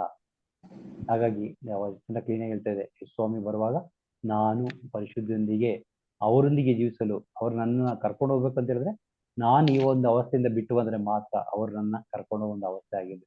ಹಾಗಾಗಿ ಕೊಟ್ಟದ್ದೆಲ್ಲ ಕಾರ್ಯಕ್ಕಾಗಿ ಸ್ತೋತ್ರ ಮಾಡ್ದ ತಂದೆ ಆದೇವನೇ ಕೊಟ್ಟದ್ದೆಲ್ಲ ಕಾರ್ಯಕ್ಕಾಗಿ ಸ್ತೋತ್ರ. ಮತ್ತೊಮ್ಮೆ ನಮ್ಮನ್ನೇ ನಿಮ್ಮ ಸನ್ನಿಧಿಯಲ್ಲಿ ಕರ್ತವ್ಯ ನಿಮ್ಮೊಂದಿಗೆ ಜೀವಿಸಲು ಬೇಕಾದ ಕೃಪೆಯನ್ನು ಕೊಡಿ ಅಂತ ಈ ಸಮಯ ನಾನು ಪ್ರಾರ್ಥನೆ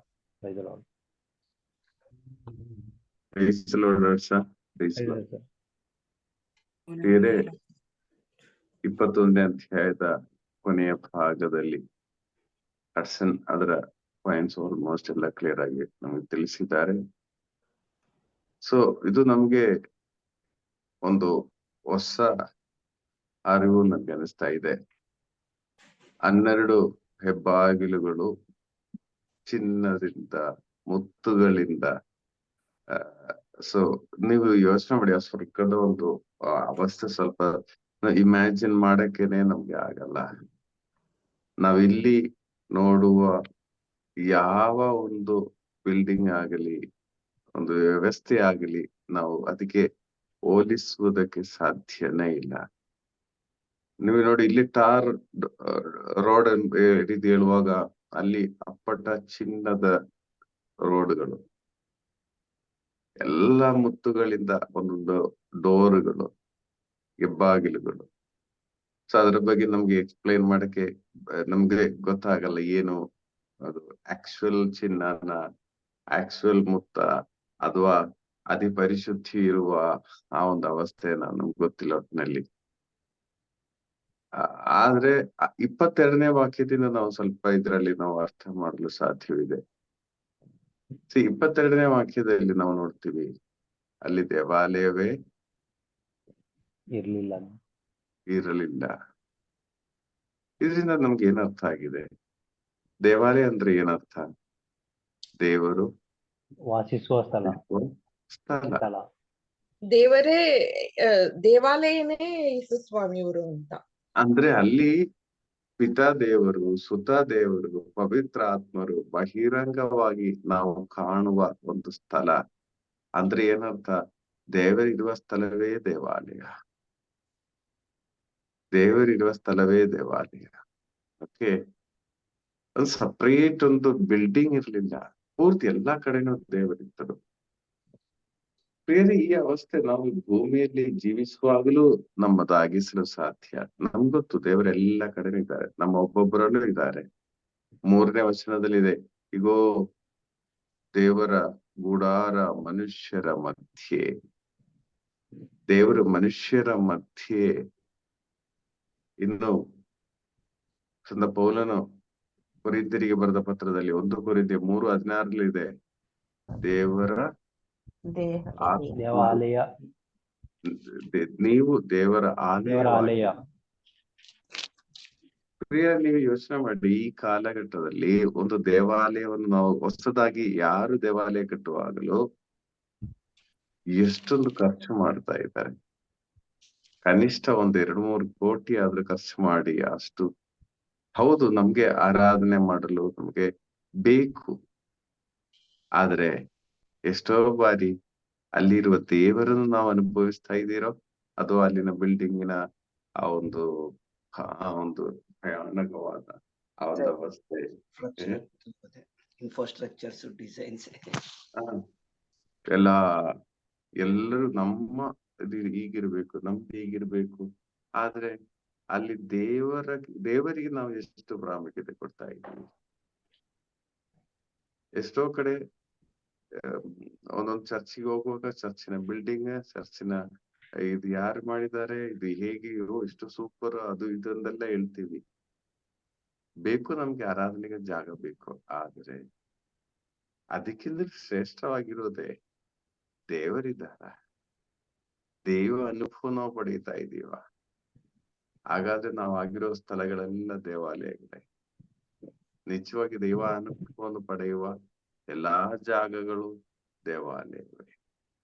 ಸ್ವರ್ಗದಲ್ಲಿ ಸಪ್ರೇಟ್ ಒಂದು ದೇವಾಲಯ ಇರಲಿಲ್ಲ.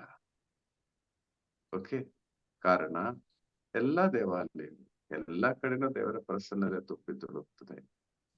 ಬೇರೆ ಈ ಒಂದು ಅವಸ್ಥೆ ನಾವು ಇಲ್ಲಿ ಜೀವಿಸುವಾಗಲೇ ನಾವು ಬಿಲ್ಡಪ್ ಮಾಡಬಹುದು. ನಿಜವಾಗಿಯೂ ಆ ದೇವರ ಪ್ರಸನ್ನತೆಯನ್ನು ಅನುಭವಿಸಿ ನಮ್ಮ ಮನೆಯಲ್ಲೇ ನಾವು ಪ್ರಾರ್ಥಿಸುತ್ತಾ ದೇವರ ಪ್ರಸನ್ನತೆಯನ್ನು ಇಳಿಸುವ ಮನೆಗಳಾದ್ರೆ, ನಿಜವಾಗಿ ನೀವು ಪ್ರಾರ್ಥನೆ ಮಾಡೋ ಮನೆಗಳ ದೇವರ ಪ್ರತ್ಯಕ್ಷೀಕರಣಗಳು ನಡೆಯುವ ಸ್ಥಳ ಆಗ್ತದೆ, ದೇವಾಲಯಗಳೇ ಆಗ್ತದೆ. ಸೊ ಅದರಿಂದ ನಾವು ಇನ್ನು ಇದು ಸತ್ತ ನಂತರ ಈ ಒಂದು ಅವಸ್ಥೆಗೆ ಎದುರು ನೋಡದೆ, ಈಗಲೇ ನಮ್ಮ ಹತ್ತಿರದಲ್ಲಿರುವ ದೇವರ ಪ್ರಸನ್ನತೆ, ಒಂದೊಂದು ವ್ಯಕ್ತಿಗಳಲ್ಲೂ ಇರುವ ದೇವರ ಅನುಭವ ನಾವು ಅನುಭವಿಸಬೇಕು. ಪ್ರಿಯರೇ, ನೀವು ಯೋಚನೆ ಮಾಡಿ, ನಿಮ್ಮ ಕುಟುಂಬಗಳಲ್ಲಿರುವ, ನೀವು ಕೆಲಸ ಮಾಡುವ ಸ್ಥಳಗಳಲ್ಲಿರುವ ಪ್ರತಿಯೊಂದು ವ್ಯಕ್ತಿಗಳಲ್ಲೂ ದೇವರಿದ್ದಾರೆ. ನಂಬ್ತಿರೋ?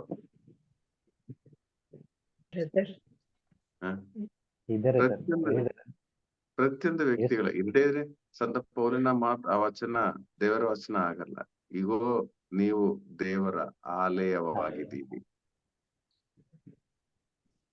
ಈಗೋ ನೀವು ದೇವರ ಆಲಯವಾಗಿದ್ದೀರಿ. ದೇವರ ಆತ್ಮರು ನಿಮ್ಮಲ್ಲಿ ವಾಸಿಸುತ್ತಾ ಇದ್ದಾರೆ. ಈಗೋ ದೇವರ ಗುಡಾರ ಮನುಷ್ಯರ ಮಧ್ಯೆ. ಬೇರೆ ಇದು ಪ್ರಾಬ್ಲಮ್ ಏನಂದ್ರೆ, ನಾವು ನಮ್ಮ ವೀಕ್ಷಣಾ ಕೋನ ಇದೆಯಲ್ಲ, ನಾವು ನೋಡುವ ಶೈಲಿ ಆ ರೀತಿ ಇದೆಯಲ್ಲ, ನಾವು ನೆಗೆಟಿವ್ ಮಾತ್ರ ನೋಡುವಾಗ ಆ ವ್ಯಕ್ತಿಯಲ್ಲಿ ದೇವರನ್ನು ಕಾಣಲು ನಮ್ಗೆ ಸಾಧ್ಯ ಆಗಲ್ಲ. ಇವತ್ತಿನಿಂದ ಪ್ರಿಯರೇ, ಒಂದು ವ್ಯಕ್ತಿಯನ್ನು ನೀವು ನೋಡುವಾಗ ಆ ವ್ಯಕ್ತಿಯಲ್ಲಿ ಏನ್ ಒಳಿತಿದೆ ಅಂತ ನೋಡಲು ಪ್ರಯತ್ನ ಪಡಿ. ನಾವು ಅನೇಕ ಬಾರಿ ಫಸ್ಟ್ ಹ್ಯಾಂಡ್ ಅಲ್ಲಿ ನಾವು ನೋಡೋದು, ಏನೆಲ್ಲ ತಪ್ಪು ಮಾಡಿದಾನೆ, ನನಗೆ ವಿರುದ್ಧವಾಗಿ ಏನೆಲ್ಲ ಮಾಡಿದಾನೆ, ಬರೀ ನೆಗೆಟಿವ್ ಫ್ಯಾಕ್ಟರ್ ಮಾತ್ರ ಹುಡುಕುವುದನ್ನು ಹೊರತು ನಾವು ಪಾಸಿಟಿವ್ ಫ್ಯಾಕ್ಟರ್ ಹುಡುಕ್ತಾ ಇವೋ? ನೀವು ಯೋಚನೆ ಮಾಡಿ. ನಾವು ಪ್ರಾರ್ಥನೆಯಲ್ಲಿರೋ ನಾವು ವ್ಯಕ್ತಿಗಳನ್ನು ಕಾಣುವಾಗ ಆ ವ್ಯಕ್ತಿಗಳ ಮುಖಾಂತರ ನಮಗುಂಟಾದ ಕಹಿ ನೆನಪಲ್ಲದೆ ಆ ವ್ಯಕ್ತಿಯಲ್ಲಿ ಏನಾದರೂ ಒಳಿತಿದೆಯಾ? ಒಳಿತಿರುವ ಒಂದು ವಿಷಯ ನೀವು ಗುರುತಿಸಲು ಸಾಧ್ಯವೋ? ಆ ವ್ಯಕ್ತಿಯಲ್ಲೇ ಬದಲಾವಣೆ ಬರುತ್ತದೆ. ಒಳಿತಿರುವ ಒಂದು ವಿಷಯ, ಯಾವ ವಿಷಯ ಒಳಿತಿಲ್ಲದೆ ಇರಲ್ಲ ಯಾವ ವ್ಯಕ್ತಿಯಲ್ಲೂ.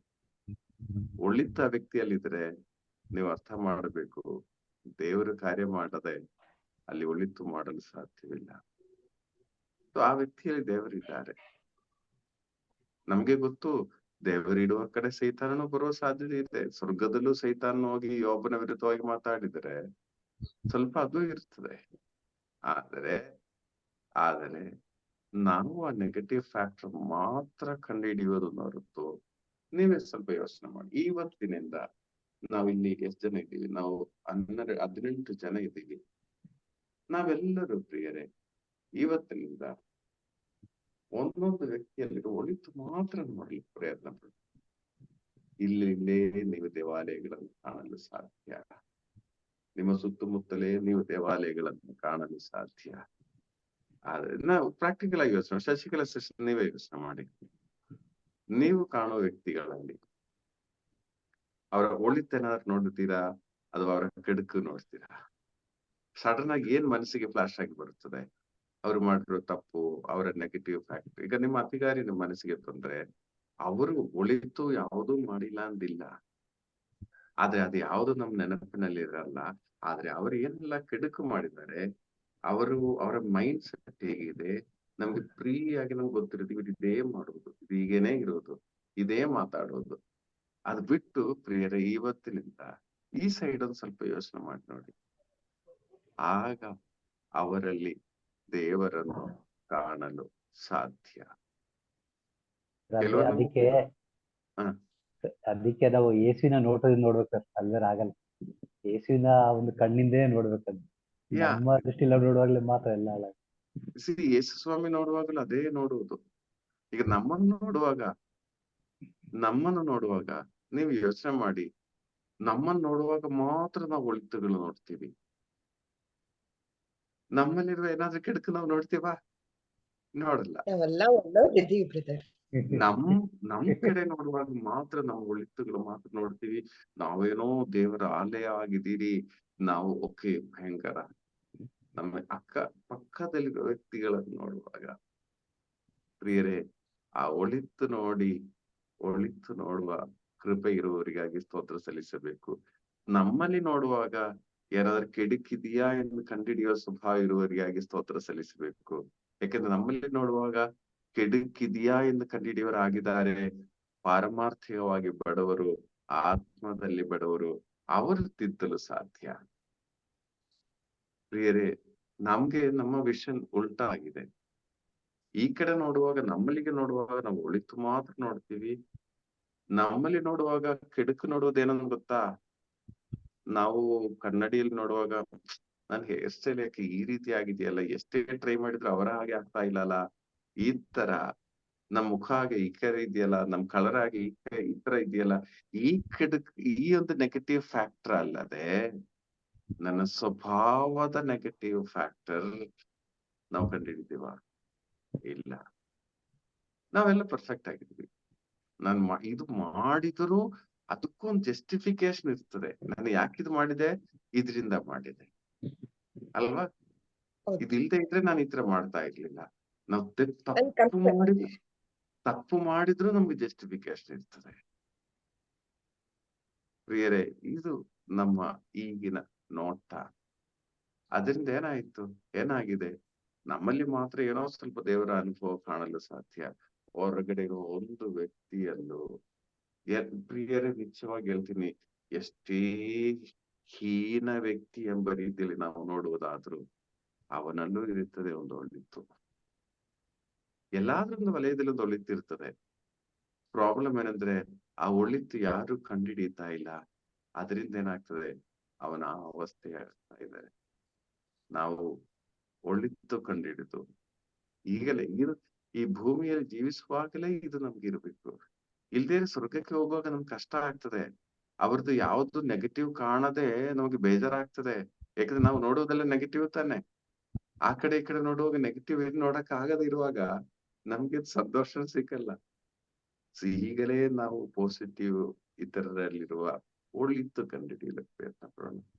ನೀವು ಯೋಚನೆ ಮಾಡಿ, ಪ್ರಾರ್ಥನೆಯಲ್ಲಿರುವ ನಾವಾಗಿದ್ದರು ಇಬ್ರು ಜನ ಒಂದಾಗುವಾಗ, ಯೇಸುಸ್ವಾಮಿ ಹೇಳಿದ್ರು, ನನ್ನ ನಾಮದಲ್ಲಿ ಇಬ್ರು ಸೇರುವಾಗ ಅವರ ಮಧ್ಯೆ ನಾನಿರುವನು ಅಂತ ಹೇಳಿ.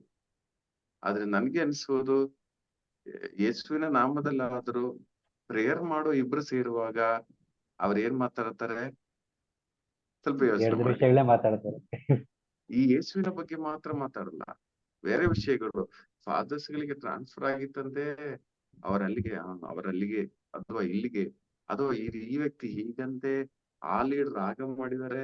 ಪ್ರಿಯರೇ, ನಾವು ಪ್ರೇಯರ್ ಅಲ್ಲಿ ಇಲ್ದೇ ಇರೋರು ಚಿತ್ರ ಮಾತಾಡಲ್ಲ. ಪ್ರೇಯರ್ ಅಲ್ಲಿ ಇರುವವರು ಮಾತಾಡೋದೆಲ್ಲ ಈ ನೆಗೆಟಿವ್ ಫ್ಯಾಕ್ಟ್ರಿ. ಯೋಚನೆ ಮಾಡಿ, ಸತ್ಯನಾ ಇಲ್ವಾ? ಒಂದು ರಿಟ್ರೀಟ್ ಅಂತ ಹೇಳಿ ನಾವು ಅರೇಂಜ್ ಮಾಡುವಾಗ, ವಾಲಂಟಿಯರ್ಸ್ ಅಂತ ಹೇಳಿ ಆ ಕೆಲಸ ಈ ಕೆಲಸ ಮಾಡಕ್ಕೆ ಹೋಗೋರು, ಅವ್ರು ರಿಟ್ರೀಟ್ ಮಾತ್ರ ಅಟೆಂಡ್ ಮಾಡಲ್ಲ. ಅವರು ಹೆಚ್ಚು ಪಾಪ ಮಾಡುವುದು ಆ ದಿನಗಳಲ್ಲಿ. ಯಾಕಂದ್ರೆ ನಾಲಿಗೆಯಿಂದ ನೋಡಿ, ಅವನ ಹಾಗೇನೆ ಅವನ್ ಬರೀ ದೊಡ್ಡ ಲೀಡರ್, ಅವನಲ್ಲೇ ಇರ್ತಾನೆ. ಇವನೀ ಕೆಲಸ ಮಾಡಲ್ಲ, ನಾವೇ ಎಲ್ಲಾ ಕೆಲ್ಸನ ಮಾಡ್ಬೇಕು. ನೋಡಿ, ಆ ಚೇರ್ ಅಲ್ಲಿ ಇಡಕ್ಕೂ ಅವ್ರು ರೆಡಿ ಇಲ್ಲ.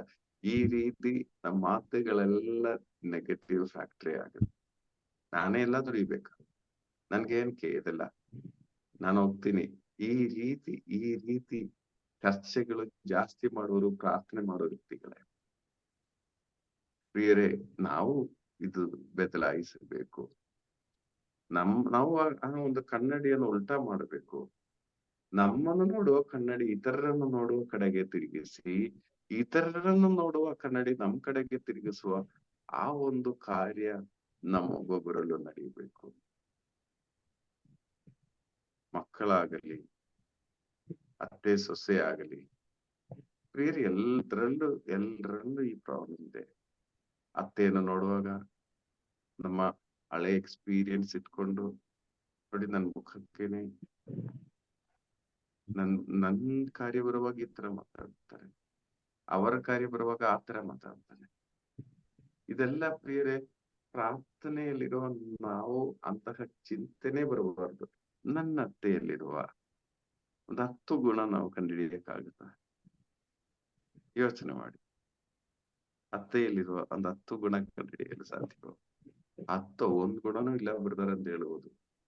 ಆದ್ರೆ ಕೂತ್ ನೋಡಿ ಯೋಚನೆ ಮಾಡಿ. ನಾವು ನೆಗೆಟಿವ್ ಕಂಡು ಪಾಸಿಟಿವ್ ಏನು ನೋಡಕ್ಕಾಗದೆ ಇರುವ ಸ್ಟೇಜ್ ಸೊಸೆಯಲ್ಲಿರುವ ಒಂದು 10 ಗುಣ ಕಂಡುಹಿಡಿಯಲು ಸಾಧ್ಯವೋ? ಅಯ್ಯೋ, ಆಹಾ, ಸೊಸೆಯಲ್ಲ. ಪ್ರಿಯರಿ, ಈ ರೀತಿ ನಾವು ನೆಗೆಟಿವ್ ಕಂಡು ಅವರಲ್ಲಿ ದೇವರನ್ನು ಕಾಣದೇ ಇರುವ ಪರಿಸ್ಥಿತಿ ನಮ್ಮದಾಗಿದೆ.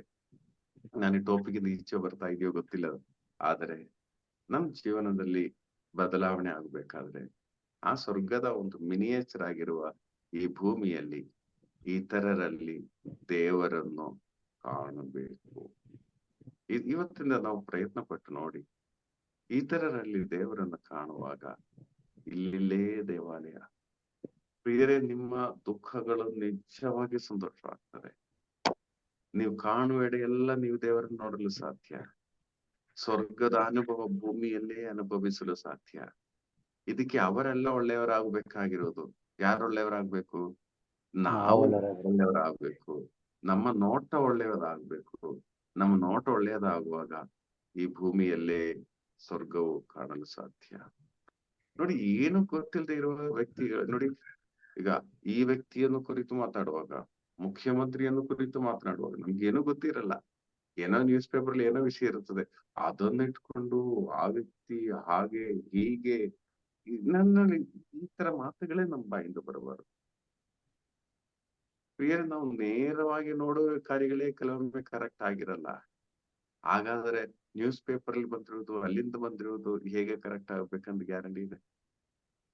ಅದರಿಂದ ನಾವು ಜಡ್ಜ್ಮೆಂಟಲ್ ಆಗದೆ ಇದರ ಒಳಿತುಗಳು ಮಾತ್ರ ಕಂಡುಹಿಡಿಯುವ ಆ ಒಂದು ಸ್ವಭಾವ ನಮ್ಮದಾಗಲಿ. ದಯವಿಟ್ಟು ಒಳಿತು ಪ್ರಿಯರೇ, ಇಲ್ಲೇ ನಾವು ಸ್ವರ್ಗದ ಅನುಭವ ಅನುಭವಿಸಲು ಸಾಧ್ಯ. ಓಕೆ, ಒಂದು 22ನೇ ವಚನ ಮತ್ತೊಮ್ಮೆ ಓದಿ. ಆ ನಗರದಲ್ಲಿ ನಾನು ದೇವಾಲಯವನ್ನು ಕಾಣಲಿಲ್ಲ, ಏಕೆಂದರೆ ಸರ್ವಶಕ್ತ ದೇವರಾದ ಪ್ರಭುವೇ, ಯಜ್ಞದ ಕುರಿಮರಿ ಆದಾತನು ಅದರ ದೇವಾಲಯವಾಗಿದ್ದಾರೆ. ಆ ಒಂದು ಅವಸ್ಥೆ ಬರುವಾಗ ಪ್ರಿಯರೇ, 1 ನಿಮಿಷ ಇಲ್ಲಿದೆ, ಅದಕ್ಕೆ ಕಾಂಪೌಂಡ್ಗಳೇ ಇರ್ಲಿಲ್ಲ ಅಂತೆ ಅಲ್ವಾ? ಓದಿ. ಯಾವ್ದು ಸರ್? ಕಂಟಿನ್ಯೂ ಮಾಡಿ ಓದಿ. ನಗರಕ್ಕೆ ಬೆಳಕು ಕೊಡಲು ಸೂರ್ಯನೇ ಇಲ್ಲವೇ ಚಂದ್ರನ ಅವಶ್ಯಕತೆ ಇಲ್ಲ. ಸೂರ್ಯನೇ ಇಲ್ಲವೇ ಚಂದ್ರನ ಅವಶ್ಯಕತೆ ಇಲ್ಲ, ಏಕೆಂದರೆ ದೇವರ ತೇಜಸ್ಸೇ ಅದಕ್ಕೆ ಬೆಳಕು, ಯಜ್ಞದ ಕುರಿಮರಿ ಅದಕ್ಕೆ ಜ್ಯೋತಿ. ನೋಡಿ, ಈ ಒಂದು ಅವಸ್ಥೆ ಬರುವಾಗ, ದೇವರ ಪ್ರಸನ್ನತೆ ತುಂಬುವಾಗ, ಮತ್ತೆ ಅಲ್ಲಿ ಸಪರೇಟ್ ಸೂರ್ಯನೂ ಬೇಡ, ಅಲ್ಲಿ ಸಪರೇಟ್ ಚಂದ್ರನೂ ಬೇಡ ಬೆಳಕು ಕೊಡೋದಕ್ಕೆ. ಏಕೆಂದ್ರೆ ದೇವರೇ ನಮ್ಗೆ ಬೆಳಕಾಗುವ ಅವಸ್ಥೆ ಬರುತ್ತೆ. ದೇವರೇ ನಮಗೆ ಬೆಳಕಾಗುವ ಒಂದು ಅವಸ್ಥೆ. ಯೋಚನೆ ಮಾಡಿ ನೋಡಿ, ಆ ದೇವರ ಪ್ರಸನ್ನತೆ ಎಲ್ಲಾ ಕಡೆನೂ ತುಂಬಿರುವಾಗ ಒಂದೇನಾಗಿದೆ ಅಂದ್ರೆ, ಫುಲ್ ಟೈಮ್ ದೇವರ ಅನುಭವ ಅನುಭವಿಸುವಾಗ ಏನಾಗ್ತದೆ? ನೀವು ನೋಡಿ, ಫುಲ್ ಟೈಮ್ ಸೂರ್ಯನಿದ್ರೆ ಏನಾಗ್ತದೆ? ಯಾವಾಗಲೂ ಸೂರ್ಯನ ಬೆಳಕಿರುವಾಗ ಏನಾಗ್ತದೆ? ಯಾವಾಗ್ಲೂ ಪ್ರಕಾಶವನ್ನೇ ಇರ್ತದೆ, ಕತ್ಲೇನೇ ಕಾಣಿಸಲ್ಲ. ಆಗ ಕೆಲವರು ಹೇಳ್ತಾರೆ, ನಾನ್ ಮತ್ತೆ ಯಾವಾಗ ನಿದ್ರೆ ಮಾಡುತ್ತೆ ನಾವು ಯೋಚನೆ ಮಾಡುವುದು. ಆದ್ರೆ ದೇವರು ಮುದ್ದೆ ನಿಲ್ಲುವಾಗ ನಮ್ಗೆ ನಿದ್ರೆನೇ ಬರಲ್ಲ. ದೇವರ ಪ್ರಸನ್ನತೆಯಲ್ಲಿರುವಾಗ ನಮ್ಗೆ ನಿದ್ರೆನೇ ಬರಲ್ಲ. ಆದ್ರೆ ಕೆಲವರು ದೇವರ ಪ್ರಸನ್ನೆ ಹೋಗಿ ಕೂತ್ರೆ ಸಾಕು, ತಾನೇ ನಿದ್ರೆ ಬರುತ್ತೆ. ನಿಜ ದೇವರನ್ನ ಅನುಭವಿಸೋದಾದ್ರೆ ಆ ವ್ಯಕ್ತಿ ನಿದ್ರೆ ಮಾಡಲ್ಲ. ನಿಜ ದೇವರನ್ನ ಅನುಭವಿಸೋ ವ್ಯಕ್ತಿ ನಿದ್ರೆ ಮಾಡಲ್ಲ, ಎಷ್ಟೇ ಸುಸ್ತಾದ್ರು. ನೀವೇ ನೋಡಿ, ಬೆಳಿಗ್ಗೆ 3 ಗಂಟೆಗೆ ಎದ್ರು ವಚನ ಕೊಡುವಾಗ ನಮ್ಗೆ ಸುಸ್ತಾಗಲ್ಲ, ನಿಜವಾಗಿ ಪ್ರಾರ್ಥನೆ ಮಾಡುವಾಗ ನಮ್ಗೆ ಸುಸ್ತಾಗಲ್ಲ, ನಿದ್ರೆ ಬರಲ್ಲ. ಯಾವಾಗ ನಿದ್ರೆ ಬರೋದು? ಸುಮ್ಮನೆ ಇರುವಾಗ. ನೈಟ್ ವಿಚ್ಲಿಗೆ ನಾವು ಹೋಗ್ತೀವಿ, ಯಾರು ನಿದ್ರೆ ಮಾಡ್ತಾರೆ? ಎಲ್ರು ಕೆಲಸ ಮಾಡಿ ದುಡಿದು ಹೋಗುವವರೇ, ಆದ್ರೆ ಯಾರು ನಿದ್ರೆ ಮಾಡ್ತಾರೆ? ಏನು ನೈಟ್ ಕೆಲಸ ಮಾಡದೇ ಇರೋದೇ. ಏನು ಮಾಡದೇ ಇರುವವರು ಅಲ್ವಾ? ಒಂದು ಪ್ರಾರ್ಥನೆನೂ ಮಾಡದೇ ಇರುವವರು, ಸುಮ್ಮನೆ ಕೂತಿರುವವರು ಯಾರನ್ನ ನಿದ್ರೆ ಬಂದೇ ಬರುತ್ತೆ. ಆದ್ರೆ ವಚನ ಕೊಡುವವರು ಯಾರಾದ್ರೂ ನಿದ್ರೆ ಮಾಡ್ತಾರ? ಇಲ್ಲ. ನಿಜವಾಗಿ ಪ್ರಾರ್ಥನೆ ಮಾಡೋರು ಯಾರಾದ್ರೂ ನಿದ್ರೆ ಮಾಡ್ತಾರ? ಇಲ್ಲ. ನನ್ಗೆ ಕೊನೆ ಟೋಕ್ ಇದೆ ಅಂತ ಇಟ್ಕೊಳ್ಳೋಣ, ನನ್ಗೆ ನಿದ್ರೆ ಬರಲ್ಲ. ಈ ಟೋಕ್ ಬಗ್ಗೆ ಯೋಚನೆ ಮಾಡಿ ಪ್ರಾರ್ಥನೆ ಮಾಡಿ ನನ್ ನಿದ್ರೆ ಬರಲ್ಲ. ಏನು ಮಾಡದಿರೋರು ನಿದ್ರೆ ಮಾಡ್ತಾರೆ ನೈಟ್ ವಿಚ್ಲಿ. ಆಗ ನೋಡಿ 24 ಅವರ್ಸ್ ನಿದ್ರೆ ಇಲ್ಲದೆ ಇರುವ ರೀತಿಯಲ್ಲಿ ನಾವು ಭೂಮಿಯಲ್ಲೇ ಜೀವಿಸಬಹುದು. ಹಾಗಾದ್ರೆ ಪ್ರಿಯರೇ, ಸ್ವರ್ಗಕ್ಕೆ ಹೋಗುವಾಗ ನಮ್ಗೆ ಯಾವಾಗಲೂ ಬಿಚ್ಚಿಲೆ ದೇವರ ಹತ್ತಿರದಲ್ಲಿ, ದೇವರ ಪ್ರಸನ್ನತೆಯಲ್ಲಿ. ಪ್ರಿಯರೇ, ನಮ್ಗೆ ಪ್ರಾಬ್ಲಮ್ ಏನಂದ್ರೆ, ಈಗಲೂ ನಾವು ಪ್ರಾರ್ಥಿಸುವಾಗ ದೈವಾನುಭವ ಅನುಭವಿಸಿ ಪ್ರಾರ್ಥನೆ ಮಾಡ್ತಾ ಇದೀವೋ, ಅಥವಾ ಇಷ್ಟು ಸಮಯ ಕೂತಿದ್ದೀವಿ ಎಂಬ ಸಂತೃಪ್ತಿಗಾಗಿ ಪ್ರಾರ್ಥನೆ ಮಾಡ್ತಾ ಇದೀವ? ದೈವಾನುಭವ ಒಂದು ಪ್ರಾರ್ಥನೆ ಅನುಭವಿಸಿ ಪ್ರಾರ್ಥನೆ ಮಾಡುವಾಗ ಪ್ರಿಯರೇ, ನಿದ್ರೇನೂ ಬರಲ್ಲ, ಸಮಯ ಹೋಗೋದು ಗೊತ್ತಾಗಲ್ಲ. ದೈವ ಅನುಭವವನ್ನು ಅನುಭವಿಸಲೇಬೇಕು. ಈ 10,000 ಸೂರ್ಯನಿಗಿಂತ ಪ್ರಕಾಶ ಇರುವ ಎಂದು ಹೇಳುವ ರೀತಿಯಲ್ಲಿ ದೇವರ ಪ್ರಸನ್ನತೆಯನ್ನು ಅನುಭವಿಸುವಾಗ ಅಲ್ಲಿ ಕತ್ತಲೆ ಇರಲ್ಲ. ಪ್ರಿಯರೇ, ಈಗ ಮುಂದುವರಿಸೋದನ್ನ 24ನೇ ವಾಕ್ಯ. ಅದರ ಬೆಳಕಿನಲ್ಲಿ ಸರ್ವ ಜನಾಂಗಗಳು ಸಂಚರಿಸುವರು, ಭೂರಾಜರು ತಮ್ಮ ಸಿರಿ ಸಂಪತ್ತನ್ನು ಅಲ್ಲಿಗೆ ತರುವರು. ಹಗಲಿನಲ್ಲಿ ಅದರ ಹೆಬ್ಬಾಗಿಲು ಮುಚ್ಚುವಂತಿಲ್ಲ, ರಾತ್ರಿ ಎಂಬುದು ಅಲ್ಲಿ ಇಲ್ಲವೇ ಇಲ್ಲ. ನೋಡಿ, ಇಲ್ಲಿ ಬಾಗಿಲು ಮುಚ್ಚಿಸ್ತಾ ಇಲ್ಲ. ಈ ಭೂಮಿಯಲ್ಲಿ ನೋಡಿ, ಕಾಂಪೌಂಡ್ ಇಲ್ಲದೆ ಇರೋ ಒಂದು ಮನೆ ಇಲ್ಲ. ಕಾಂಪೌಂಡ್ ತುಂಬಾ ಸ್ಟ್ರಾಂಗ್ ಆಗಿ ಕಾಂಪೌಂಡ್ ಕಟ್ತಾರೆ ಎಲ್ಲರೂ. ಸ್ವರ್ಗದಲ್ಲಿ ಕಾಂಪೌಂಡೇ ಇಲ್ಲ, ಮತ್ತೆ ಬಾಗಿಲು ಮುಚ್ಚಲ್ಲ ಅಂತೆ. ಯಾಕೆ ಬಾಗಿಲು ಮುಚ್ಚಲ್ಲ? ಬಾಗಿಲು ಮುಚ್ಚಿದ್ರೆ ಕತ್ಲೆ ಆಗುತ್ತಲ್ಲ. ಏ ಬಾಗಿಲು ಮುಚ್ಚಿದ್ರೆ ಕತ್ಲೆ ಆಗುತ್ತಾ? ಬಾಗಿಲು ಮುಚ್ಚುವಾಗ ದೇವರ ಪ್ರಸನ್ನ ಒಳಗಡೆ ಬರಲ್ಲ, ಆ ಕತ್ತಲೆ ಆಗೋ ಸಾಧ್ಯತೆ ಇದೆ. ಅಂದ್ರೆ ಅಲ್ಲಿ ಕತ್ತಲೆಗೆ ಚಾನ್ಸ್ ಐತಿ. ನನ್ ಪ್ರಕಾರ ನೆರಳು ಇಲ್ಲ ಅಂತ ನನ್ಗೆ ಅನಿಸ್ತಾ ಇದೆ. ನಿನ್ನೆ ನೋ ಶ್ಯಾಡೋ ಡೇ ಅಂತ ಹೇಳಿ ನ್ಯೂಸ್ ಅಲ್ಲೆಲ್ಲ ಇತ್ತು. ಅಂದ್ರೆ ಶ್ಯಾಡೋನೇ ಇರ್ಲಿಲ್ಲ ಅದು ನೆನ್ನೆ, ನನ್ಗೆ ಗೊತ್ತಿಲ್ಲ. ಹಾಗಾದ್ರೆ ಸ್ವರ್ಗದಲ್ಲೂ ಶ್ಯಾಡೋ ಬರುವ ಸಾಧ್ಯತೆನೂ ಇರಲ್ಲ ನನ್ಗೆ ಅನಿಸ್ತಾ ಇದೆ. ಕತ್ತಲೆ, ಅಷ್ಟು ಕತ್ತಲೆ ಬರಲ್ಲ ಅನ್ಸುತ್ತೆ. ಯಾಕಂದ್ರೆ ಎಲ್ಲಾ ಕಡೆನೂ ಪ್ರಕಾಶ ತುಂಬಿರುವಾಗ ಶ್ಯಾಡೋ ಇಲ್ಲಿಂದ ಬರಕ್ಕಾಗುತ್ತೆ? ಸ್ವಲ್ಪ ಯೋಚನೆ ಮಾಡಿ. ಎಲ್ಲಾ ಬಾಗಿಲುಗಳು, ಕೊಠಡಿ ಎಲ್ಲ ಅಂದ್ರೆ ಚಿನ್ನ, ಮುತ್ತು, ವೈಢೂರ್ಯಯುತ ಪ್ರಕಾಶ, ಫಳಫಳ ಪ್ರಕಾಶ ಬರ್ತಾ ಇರುವಾಗ ಯಾವ ಸೈಡಿಗೆ ಕತ್ತಲೆ ಬರಕ್ಕಾಗುತ್ತೆ, ಶ್ಯಾಡೋ ಬರಕ್ಕಾಗುತ್ತೆ? ನೀವು ಯೋಚನೆ ಮಾಡಿ. ಸೂರ್ಯನು ಬೆಳಿಗ್ಗೆ ಉದಿಸುವಾಗ ನಮ್ಮ ಶ್ಯಾಡೋ ಎಲ್ಲಿಗೆ ಹೋಗ್ತದೆ? ನಮ್ ಬ್ಯಾಕ್ ಸೈಡ್ಗೆ ಹೋಗ್ತದೆ ಅಲ್ವಾ? ಸೂರ್ಯನ ಉದಿಸುವ ನಮ್ಮ ಶ್ಯಾಡೋ ಬ್ಯಾಕ್ ಸೈಡ್ಗೆ ಹೋಗ್ತದೆ. ಸೂರ್ಯನ ಅಸ್ತಮಿಸುವ ಸಮಯದಲ್ಲಿ ನಮ್ಮ ಶ್ಯಾಡೋ ಈ ಆಪೋಸಿಟ್ ಸೈಡ್ಗೆ ಬರುತ್ತೆ. ಈಗ ನೀವು ಯೋಚನೆ ಮಾಡಿ, ಈ ಕಡೆನೂ ಸೂರ್ಯನು, ಈ ಕಡೆನೂ ಸೂರ್ಯನ, ಆದ್ರೆ ಶ್ಯಾಡೋ ಎಲ್ಲಿಗೆ ಹೋಗ್ತದೆ? ಶ್ಯಾಡೋ ಎರಡ್ ಕಡೆ ಇರ್ತಾರೆ. ಆಗ ಎರಡ್ ಕಡೆನೂ ಕಾಣಿಸ್ತದೆ, ಆ ಕಡೆನೂ ಕಾಣಿಸ್ತದೆ, ಈ ಕಡೆನೂ ಕಾಣಿಸ್ತದೆ. ಈ ಬೆಳಕಿನಲ್ಲಿ ಶ್ಯಾಡೋ ಕಾಣಲ್ಲ. ಈ ಕಡೆ ಬರೋ ಶ್ಯಾಡೋ ಈ ಸೂರ್ಯನ ಬೆಳಕು ಬರುತ್ತಲ್ಲ. ಸೊ ಸ್ವರ್ಗದ ಅವಸ್ಥೆ ಏನಂದ್ರೆ ಎಲ್ಲಾ ಕಡೆನೂ ಸೂರ್ಯನು, ಸುತ್ತಲೂ ಸೂರ್ಯನು, ಬೆಳಕಿಂದ ತುಂಬಿದೆ. ಬೆಳಕಿಂದ ತುಂಬಿರುವಾಗ ಇನ್ನೊಂದು ನೆರಳಿನ ಶಾಡೋನು ಸಹ ಅಲ್ಲಿ ಇರಲ್ಲ, ಅಷ್ಟು ಕತ್ತಲೇನೂ ಇರಲ್ಲ ಸ್ವರ್ಗದ ಅವಸ್ಥೆ.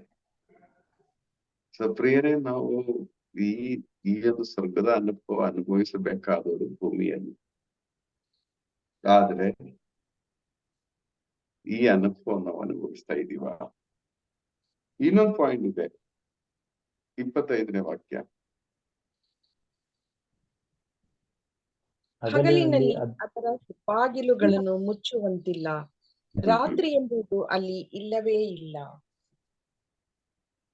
ಇನ್ನೊಂದು ಪಾಯಿಂಟ್ ಏನಂದ್ರೆ, ನನ್ನನ್ನು ಈ ದೇವರು ಸೂರ್ಯನ ಹಾಗೆ ಪ್ರಕಾಶಿಸ್ತಾ ಇದೆ. ಮಾತ್ರವಲ್ಲ, ಅಲ್ಲಿಗೆ ಬರುವ ಪ್ರತಿಯೊಂದು ಆತ್ಮಗಳು, ಪರಿಶುದ್ಧ ಆತ್ಮಗಳು ಅವಸ್ಥೆ ಏನಾಗುತ್ತದೆ? ದಾನಿಯೇಲನ ಗ್ರಂಥದಲ್ಲಿ 12ನೇ ಅಧ್ಯಾಯ 1, 2, 3 ವಚನಗಳು ಓದುವಾಗ, ದಾನಿಯೇಲ 12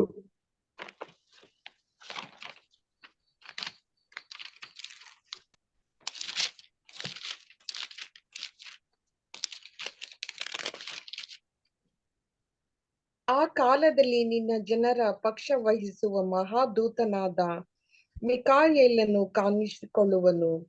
ಮೊತ್ತ ಮೊದಲು ಮಾನವ ಜನಾಂಗ ಉಂಟಾದದಿನಿಂದ ಅಂದಿನವರೆಗೆ ಸಂಭವಿಸಿದ ಘೋರ ಸಂಕಟ ಉಂಟಾಗುವುದು.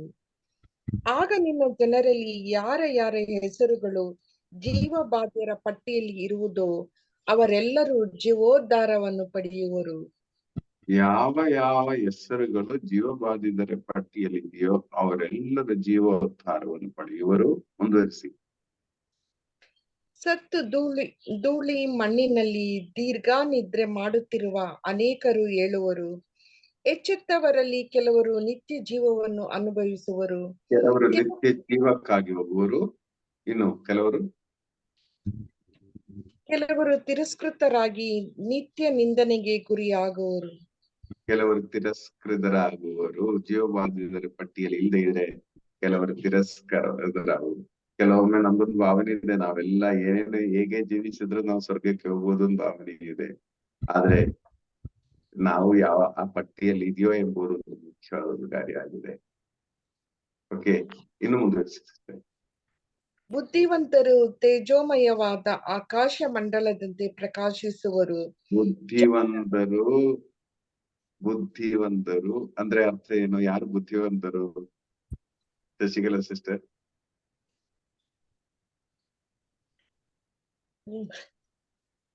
ಯೇಸುವಿನ ದೃಷ್ಟಿಯಲ್ಲಿ ಎಲ್ಲರೂ ನೋಡೋರು.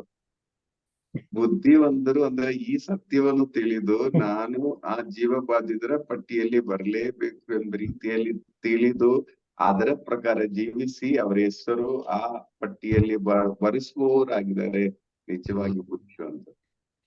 ಯಾಕೆ ಅವರು ಬುದ್ಧಿವಂತರಾಗ್ತಾರೆ? ಅವರಲ್ಲಿ ಪ್ರಕಾಶಿಸಬಹುದಲ್ಲ, ಜೀವ ದೇವರನ್ನು ನೋಡಿ ನಿತ್ಯವಾಗಿ ಜೀವಿಸುವುದು. ಬುದ್ಧಿ ಇರುವವರು ಅಂತ ಹೇಳುವಾಗ, ಈಗ ಒಂದು ಚಿನ್ನ ಒಂದ್ ಕೆಜಿ ಚಿನ್ನ ಇದೆ, ಅದರ ಜೊತೆಗೆ ಇನ್ನೊಂದ್ ಕಡೆ 1 kg ಕಾಪರ್ ಅಂದ್ರೆ ಹಿತ್ತಾಳೆ. ಬುದ್ಧಿ ಇರುವವರು ಯಾವತ್ತು ತಗೋತಾರೆ? ಯಾಕೆ ಬುದ್ಧಿ ಇರುವವರು ಚಿನ್ನ ತಗೋತಾರೆ?